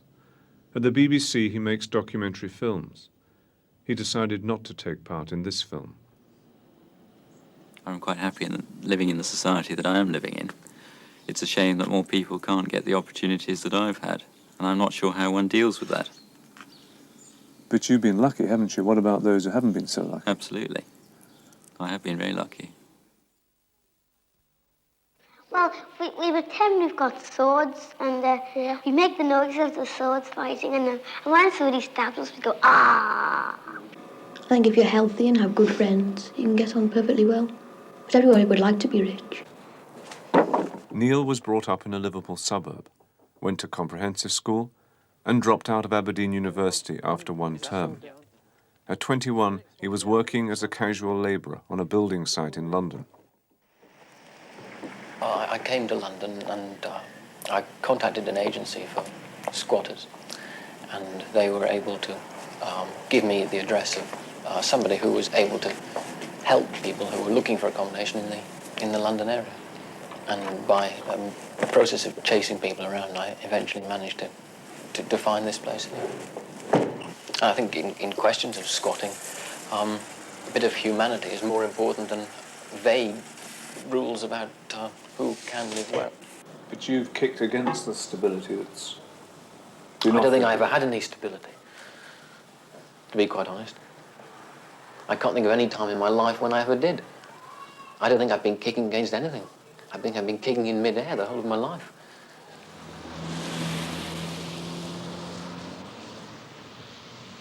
Last 3 years I have, in fact, been unemployed, but travelling quite a bit, mostly in Britain, been abroad once or twice, but not as extensively as I used to do. Thanks So put the luggage in here, or do you want it in the back? I live off money from Social Security, which does me for my rent and my food.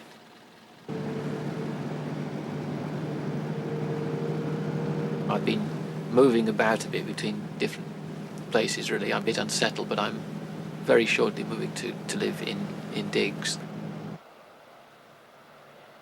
For the last 7 years, Neil has been moving around Britain. He spent the summer on a farm in North Wales, and when we found him, he had just arrived in the Western Highlands of Scotland. And do you think people like you who live off the state are scrounging? No. If the state didn't give us any money, it would probably just mean crime. And I'm glad I don't have to steal to keep myself alive. I do it simply because I don't want to be without any money at all. If the money runs out, well, then for a few days there's nowhere to go to. And that's all you can do. I simply have to find the warmest shed I can find. Neil rents whatever kind of home he can find. The last job I had was cooking in a youth hostel, some cleaning work as well. And I was the only person in the hostel who could speak French, so I had to do a bit of that. Do you eat every day? Yes. I'm eating better now than I was at times when I was in Aberdeen, and those days, sometimes I really was short of food. Well, I'm going to take people to the country and sometimes take them to the seaside, and I'll have a big loudspeaker in the motor coach and tell them whereabouts we are and what we're going to do and what the name of the road is and all about that. There's a lot more to do in the mountains than there would be in a suburb or in a city centre. What I've found here, in fact, is that you don't talk about things like the weather, because the weather is all around. Everybody knows it's been raining, so you don't talk about the weather. That makes good sense to me. I'm not the sort of person who can go into a pub, sit down with a drink, and listen to the jukebox and talk a lot of rubbish. A lot of people find that very relaxing. But if I'm going to talk to somebody, A, I have to be able to hear myself speaking, and B, I have to be talking about something that actually has a meaning. I'm not trying to denigrate the way that most people relax, but I can't do that. So I'm lost in a noisy pub. I'll sit in a quiet corner of a quiet pub, and then I'll want to talk about literature or something like that, which not everybody will want to. How do people regard you here? Well, I'm still known as an eccentric, as I have been since about the age of 16 or so. Do the days seem long for you? They can do.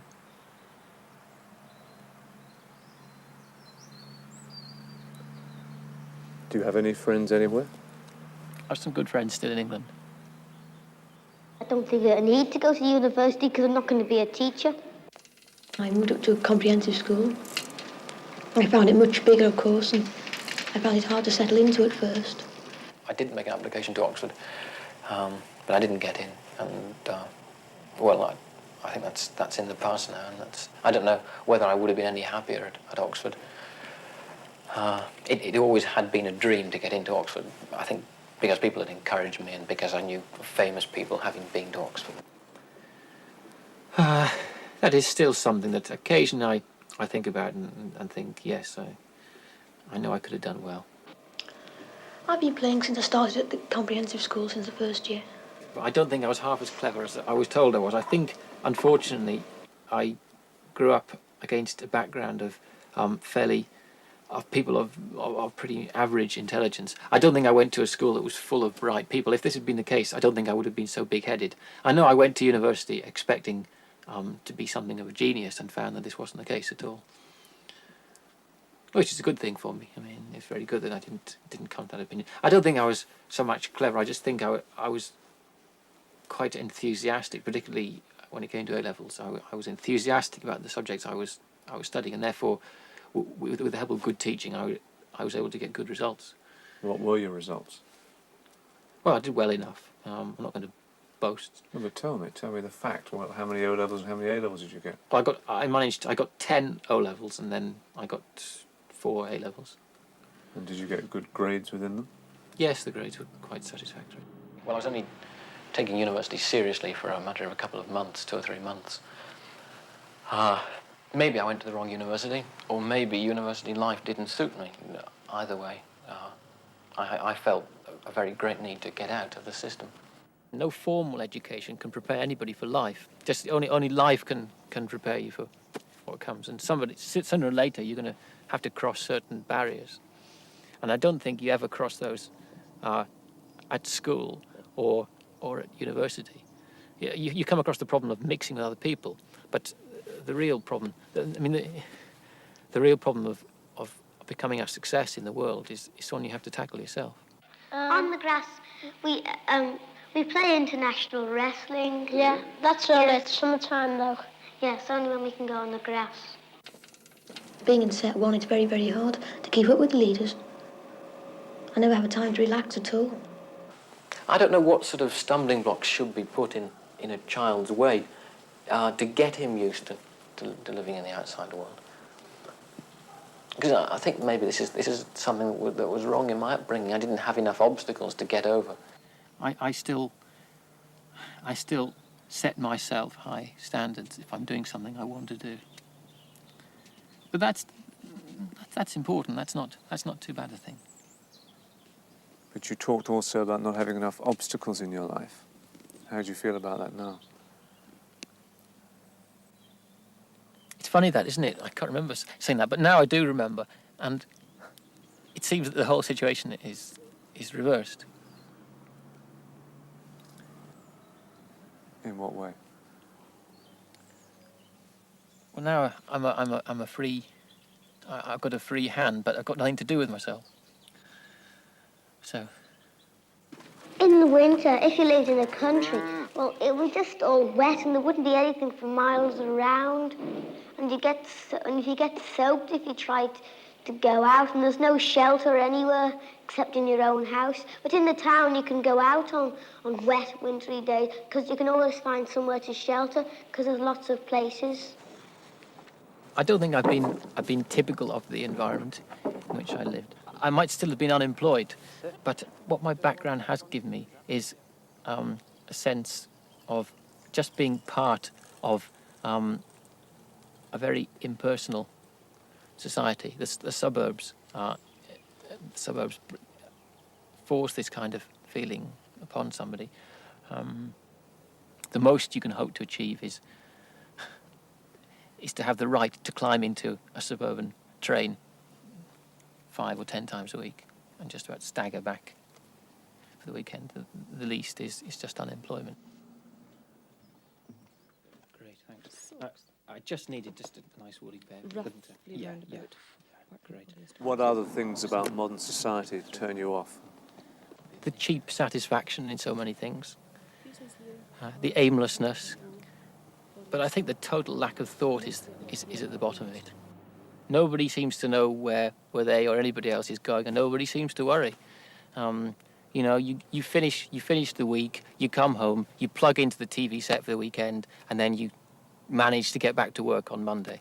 And it seems to me that this is just a slow path to total brainwashing. And if you have a brainwashed society, then you're heading towards doom. There's no question about that.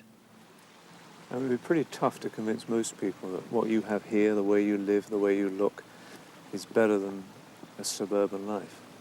Well, I don't want to convince anybody. I know it is. See, what I look like isn't necessarily what I feel like.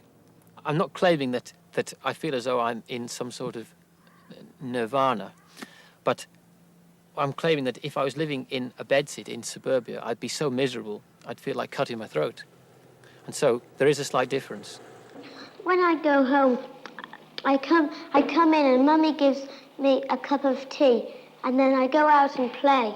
And when it starts to get dark, I come in again and put on TV. I don't think I was really taught any sort of policy of living at all by my parents. This is probably the biggest mistake. That I was just left to fend for myself in a world which they seemed completely oblivious of. And I found that even when I tried to discuss problems which were facing me in school, my parents didn't seem to be aware of the nature of the problem. We made up quite well after the bad times we went through when I was in my early 20s. There are still awkward patches, but I think suddenly, perhaps almost mutually, it dawned upon us that we were all making mistakes, and also that some of the things we did couldn't be helped. And I think now, perhaps the greatest thing we've achieved is we know when to say nothing, and we know when to do nothing, and we know when to be tolerant of each other, and that's a great thing. That's really tremendous.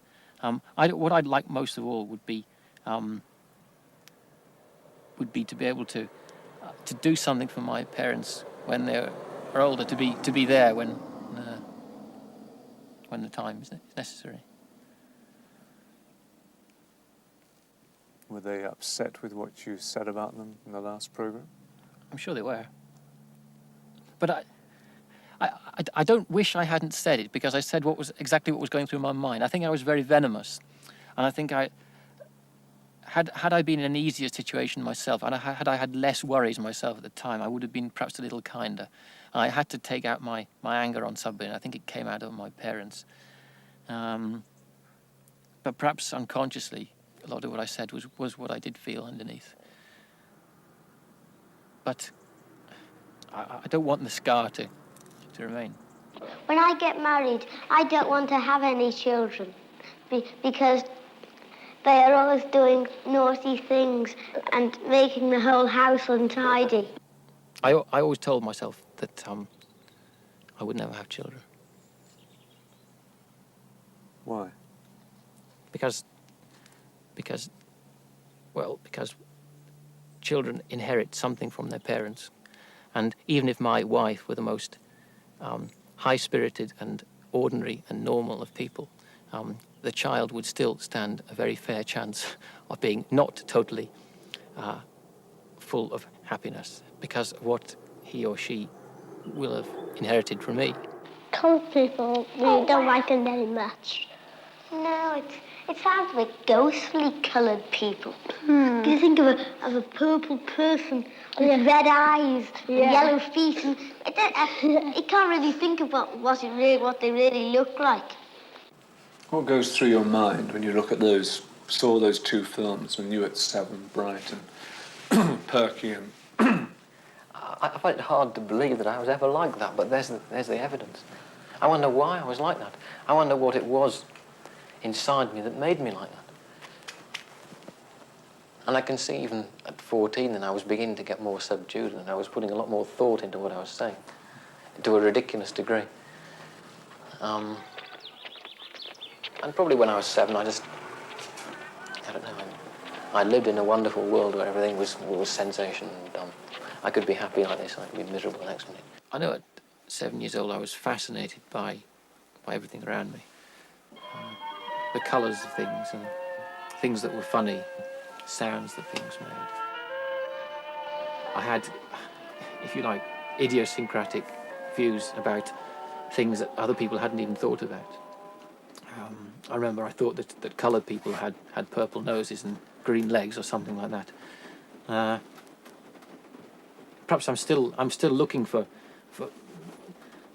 it's difficult to explain. So perhaps I'm still looking for the green nose and this sort of thing. And I know that they're still there. I know that when you look at a human being, there's more to that person than just a robot.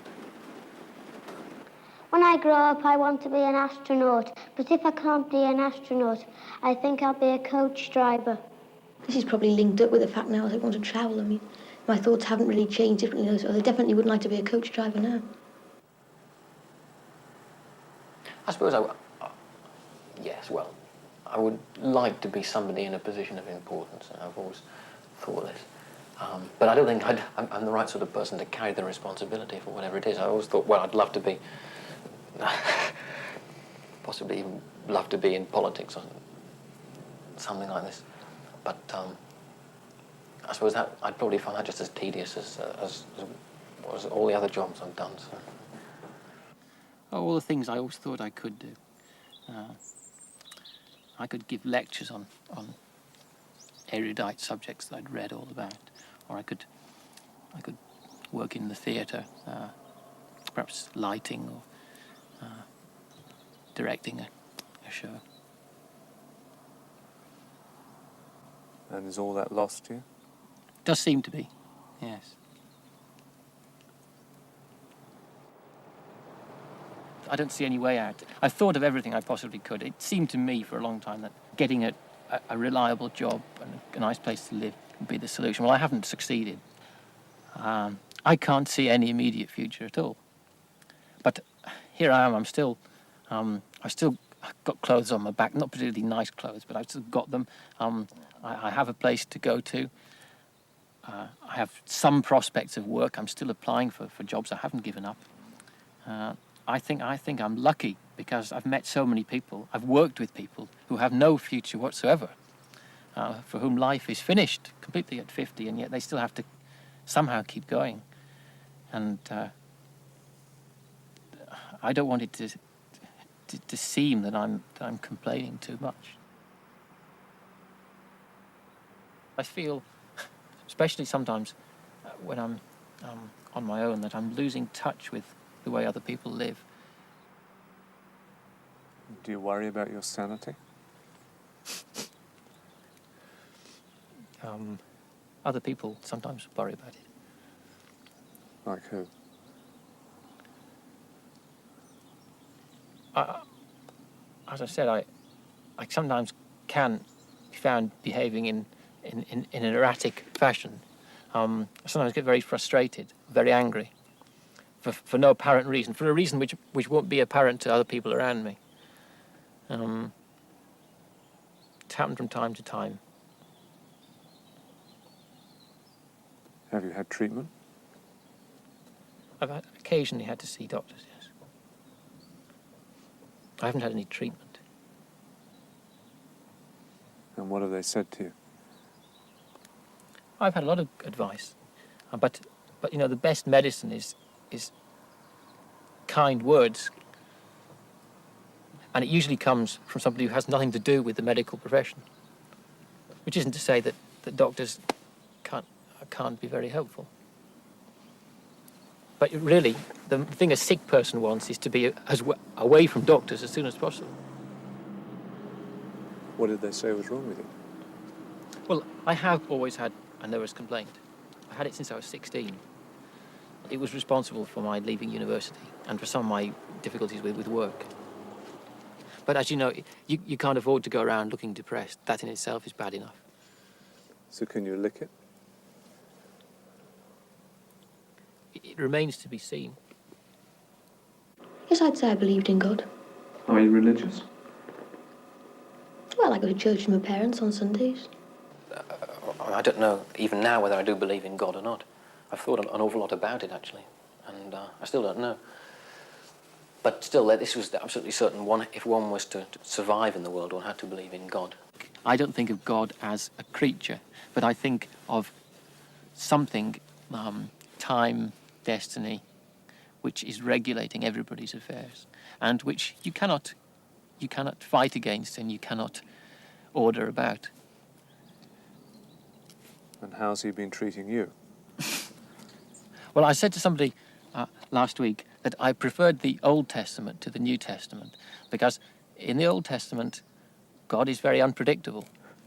And that's, I think, how I've seen him in my life.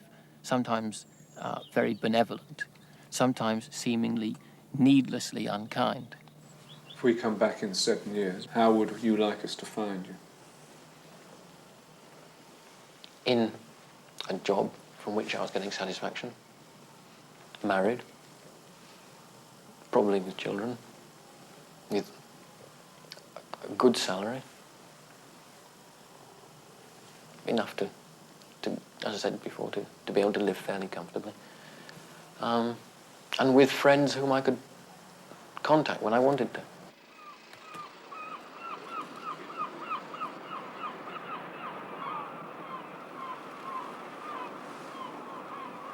I'm a lot happier now than I was 7 years ago. I'm more content. I don't have such dreadful yearnings. I don't feel so hopelessly as if everything is against me. Do you think, what a waste? Yeah, perhaps. Why should you accept this? You're better than all this, aren't you? No, I'm not better than anything or anybody. I'm just somebody with my own particular difficulties, my own particular obstacles to surmount. And everybody else is doing exactly the same thing. If we did all love Jeffrey and we all want to marry him, I think I know the one that he'd like. Jackie, Lynn, Susan. After primary school, they separated, and at 14, Lynn was at grammar school, and Jackie and Susan were at comprehensive. We had a teacher at school that his favourite ploy was, all you girls want to do is walk out, get married, have babies and push a pram down the street with a fag hanging outside your mouth. Women are expanding into so many different areas now that it must be getting easier. And I mean, I could... Susan has been married 4 years and has a son of 2. Her husband, Billy, is a gas fitter, and they live in a council house in the East End of London. 75! I'm lucky, I expect, because I still manage to do my own thing. I've got a husband who lets me do what I want, and a mum who helps me out. You know, and I do a little part-time job, which is enough for me, because I don't think I could cope with a full-time job, and I wouldn't want to, personally. 60! Jackie was married at 19, and her husband is a decorator. She works for an insurance company in the city. I certainly don't want to stay in the position I am at the moment forever and ever. But how ambitious, I'm not really sure. It tends to change as you get older, so just got to wait and see, really. Lynn also married at 19. Her husband works for the post office, and they have 2 daughters. They moved out of the East End to Kent 18 months ago. I'm going to work in Woolworths. At 21, Lynn was working in a mobile library in Tower Hamlets. She's still there. Have I stamped yours? Yes. Yes? I've not stamped yours. Sleeping Beauty. Teaching children the beauty of books and watching their faces as books unfold to them is just fantastic. To work with children of that age, you've got to love them. And I love children. Well, I know he is her and he loves her. I don't. I love him. I don't think I'd get married too early. I'd like to have a full life first and meet people. Yeah, before you can commit yourself to a family. If you think that getting married, as far as we're concerned, is a case of going to work, come home, cook tea for hubby, going to bed, getting up, going to work, you're totally mistaken. Did you meet enough men before you decided who to marry? I've been married a year and a couple of months. You do think, Christ, what have I done? See, I've still got my And I'm being honest about it.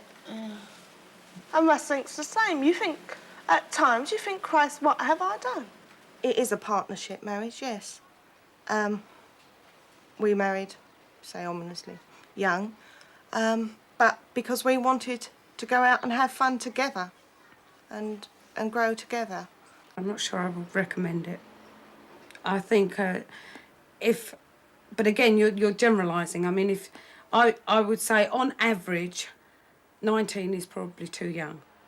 I've had a good time up until I was 24, and I think that to get married young, there must be things that you miss. You must miss that crucial stage of being yourself, because the minute you get married, you're no longer a single being, you're a partnership, and that should be the idea behind it. If I could, I would have 2 girls and 2 boys. Yes, right. And what about you, Jackie? My mum, because she got 5 girls, she had 7 years bad luck. That's why she's got 5 girls. I'd like to be able to have a happy family. I mean, I know that's not possible to be happy all the time, but as much of the time that was possible. Go through there, that's the nursery. Got any plans? Oh, do me a favour. At 21, Jackie had moved into a new house. She has decided not to have any children. Basically, I would say because I'm far too selfish. I enjoy doing what I want, when I want and how I want, and certainly at the moment I can't see any way around that. It's not to say that that's a forever decision. Some people can make it work. I just don't think I could. You don't think you're missing out on what they have, their stake in the future? No. That's a terrible way to put it, you know. I mean, that makes you sound like you're saying, right, great, we're going to have a child, and that's us. I do feel to a degree that, yes, I am missing out, but I also think that I get far more pleasure, or I'm gaining far more experience by not having that tie. When I got married, the primary reason was because I wanted to have a child. The two, to me, went together.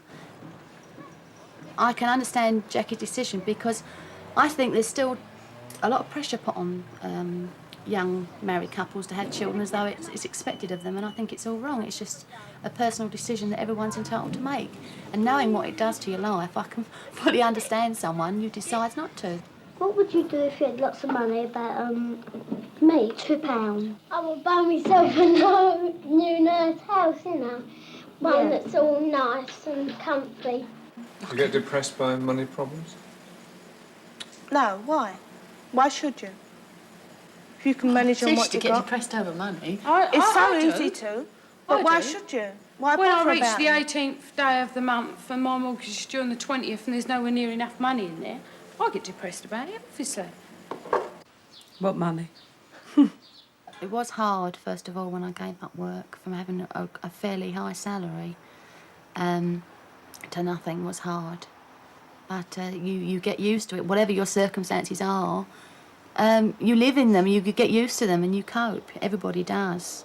I didn't feel like going to a grammar school. I just, you know, a comprehensive school, it just seemed more friendly, you know, at the time that is, but now, you know, really they're do. different.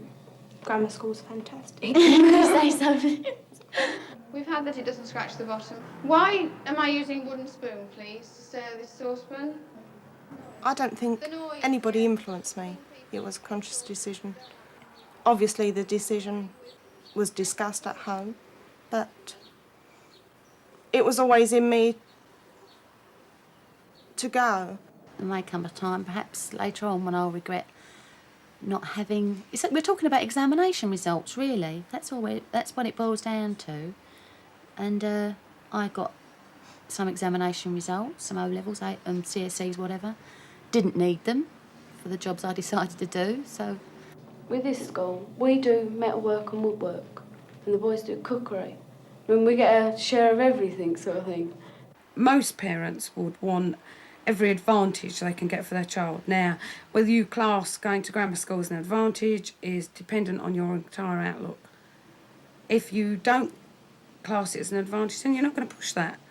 My mum left me, she knew I could go to grammar, and I decided that I didn't want to, and she encouraged me in the choice that I made. And right or wrong, that was my choice, as much as I was capable of making a decision. And I enjoyed myself. My father had a reasonably good education. He never went to the local comprehensive, but at the same time, I don't think he was too worried which way I decided to go. I think he probably knew me better than I did, which was that basically I was a very lazy person academically, and I think I would have found grammar school push. Do you have any regrets about it? No. You can only have regrets about things if you're not happy with the way you are. You look at the old film and you see yourselves at 7. Do you think you've changed? No, I don't think I have really. We're the same people as we were then. I was always chatty, Jackie was always chatty, and Lynn was always the quieter one. Is that depressing or frightening to think that we're all set by the time we're 7 and that's it? I don't think one's set by that age. You progress, but the overall character is there to come up. I think the basics are there. Yeah, the basics are there. Why is it that you three haven't changed so much, do you think? You'll probably never know that. I think perhaps we've all grown up.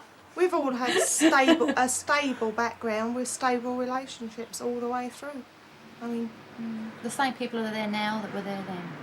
The poor, if that you don't help them, they'll sort of die soon, wouldn't they? Whereas some people are just born into rich families and they're lucky. I don't see why they should have the luck when people have worked all their lives and haven't got half as much as what they have. It just don't seem fair. I've had the opportunities in life that I've wanted. I say I've had more opportunities. Yeah, you've made. So you three working class girls don't feel bitter about a society that maybe gives one strata of it more opportunities than another? No. Not bitter. Not at all. I don't even think, to be honest, we consciously think about it until this programme comes up once every 7 years. I really don't think we even think about it. I do not sit there thinking, oh, he actually was born into money. He's had more opportunity. I mean, it just doesn't even cross my mind.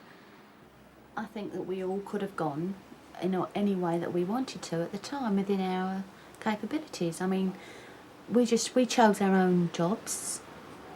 We were able to choose our own jobs quite freely. If you've got a comfortable background, then perhaps it can make life easy. But I think you've also seen within this programme that it doesn't always work that way. In some respects, I think that the boys and Susie didn't have such an open choice as we had. It was mapped out from such an early age as to where they were going, and they had to live up. It's a hard thing living up to parental expectations.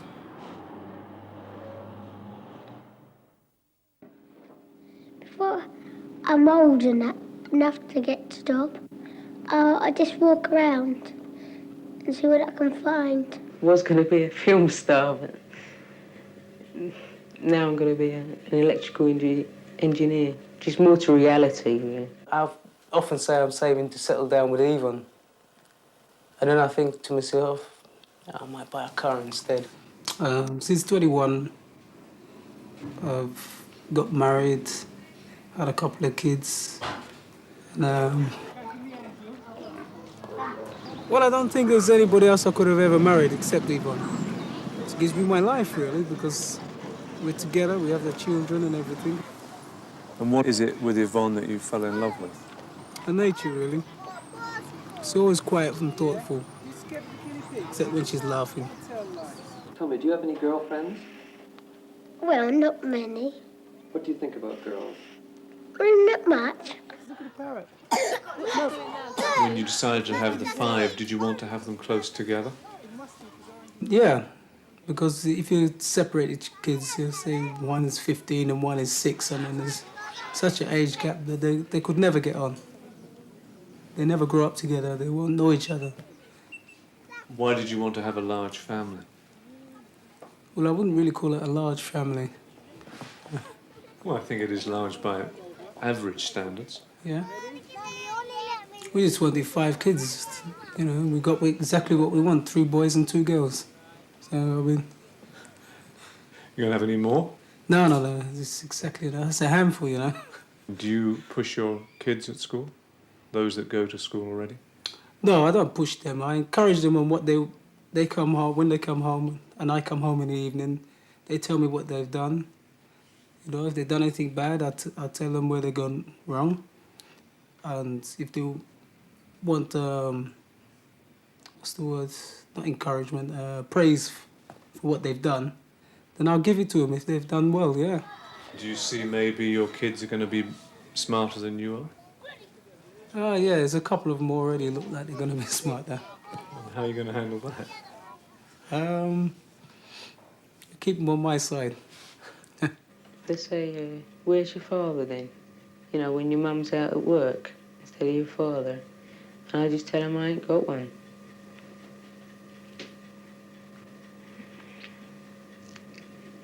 What effect has that had on you? Well, I don't think it's had any effect on me, because what you don't have, you don't miss. And 20 years ago, when I was born, you know, an illegitimate child, you know, that's something that's only whispered about. People, you know, feel strongly about it in those days, but nowadays it's not a serious matter The serious point is whether you stay with somebody or you leave them. What would you like to give your children that you never had? They've got everything there. They've even got what I never had. So, which is what? A father, isn't it? So, I mean, they've had everything. I feel like bundling when there's already a fight. I always feel like that. Simon was brought up in a children's home. He went back to live with his mother when he was 13. I was at a boarding school and I liked the discipline. That gave me a kind of freedom. And do you encourage that with your children? Yeah, I do encourage that. They go to bed the same time every night and they get up round about the same time every morning. And they go to school the same time every day. You know, it's good to have discipline and routine. But what about in your life? Do you think there's been too much routine? No, not really. I mean, somebody else might think so, yeah, but I enjoyed having a routine. I enjoyed knowing where I was going to be next and what I had to do next, because that sort of relieved me from responsibilities. At 21, he was working in the freezer room of Wall's Sausages in London. How do you see the future as far as work goes? Well, I know I can't stay at Wall's forever. I mean, it's just not me. I couldn't stay there for that long. My mind would go dead.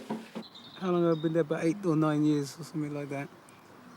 There's a lot of people I know there now. When I first went there, I mean, it's getting to know people. Now that I've been there so long, I mean, I know practically everybody who's in there. Now, I don't think my mind could go dead because I've got a lot to talk about every day I go to work, you know? There's always somebody says something smart, you know? I just wonder, be just anybody, like anybody else, you know? Nothing too marvellous. I feel okay just getting on with life, just sort of keeping up. But I know if I really wanted to, I could get on. Yeah, it only take a little spark in me to do it. I'm quite happy to stay there. Doesn't look like it's going to close down, so I mean, better the devil you know, innit? And do you never feel you should be doing better jobs than these? Aren't you worth more than this? No, I haven't really. I suppose I just like hard work, I don't know. But it's never really sort of worried me. I suppose it should, but it just hasn't. Not really interested in moving up the scale. Why? I don't need the hassle of being a charger, manager or whatever. I had one dream when all the work was on top of me and everything was on it and I just about got out and everything flew up in the air. It all landed on my head. See, I mean, everybody's got the same start. They've got a little bit of grey matter in their head and it depends how they use it and for what purpose. Yeah? If you're just going to be like me, take it easy through life, okay, right. If you're going to be somebody who really wants to go far, well, you have to push yourself. If you don't push yourself, you won't go up. And did you want to go far, push yourself? No, I want to get through life nice and easy. Simon and his family live in a council flat in Southall, London. What do you think about rich people? Well, not much. Tell me about them. Well, they think they can do everything without you doing it as well. Rich people, they have all different things, have everything they want, whereas poor people, they don't have nothing, and they know they haven't got nothing, and so they know they're missing something. What are you missing? Well, I'm missing a bike and a fishing rod. And Are you envious of people who have a lot of money? No, I may have been, but I can't envy them now because I've got what I want, so it's nothing that anybody can give me that's going to make me any happier. I could save for months and then just one day just go out and spend it and that's it. I would feel quite happy about it. I wouldn't worry about getting the next penny. If you don't plan anything, you'll never get by anyway. You could have millions and you won't know what you're going to do with it.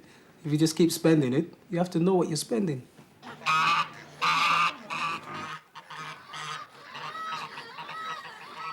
everybody's got to get used to knowing colour people, And coloured people in turn have got to get used to being with white people. Because if either side doesn't work properly, then no side will work properly. They're just the same as me, aren't they? I mean, do you think it's hard being a black man in English society today? It depends what you want, innit? If you just want to live in the society, no, it's not hard. If you want to fight the society, yes, it would be hard. I mean, have you ever wanted to fight it? Not really, no. There's no need for it. I've been to Madame Tussauds with my mum and the planetarium as well. Do you want to go abroad? Yeah. I'd like to go to Mallorca.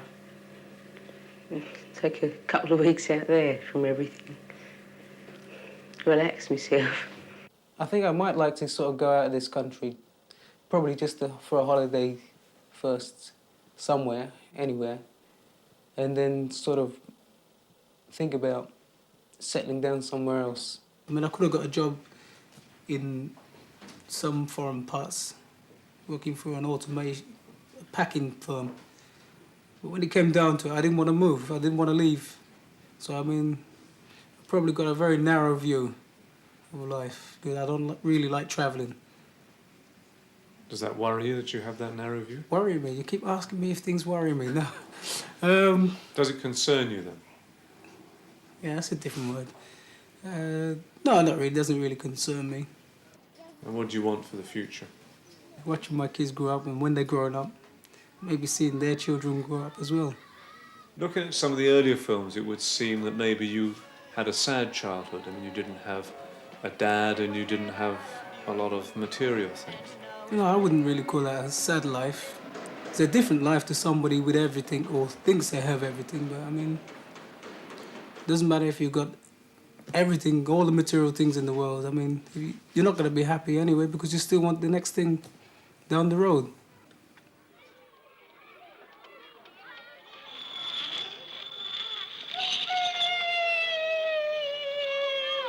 At the end of their very special day in London, after their trip to the zoo and the party, we took our children to an adventure playground where they could do just what they liked. Those from the children's home set about building a house.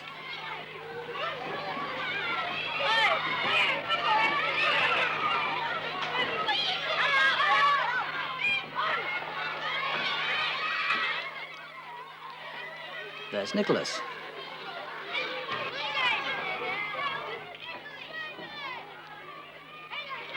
And Tony.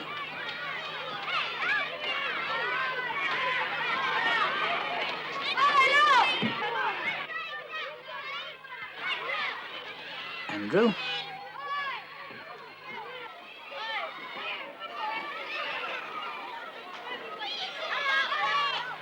And Bruce.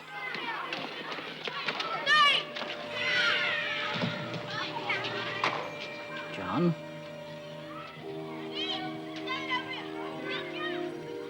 Susie.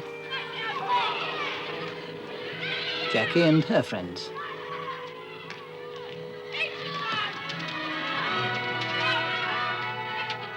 Give me a child until he is 7, and I will give you the man.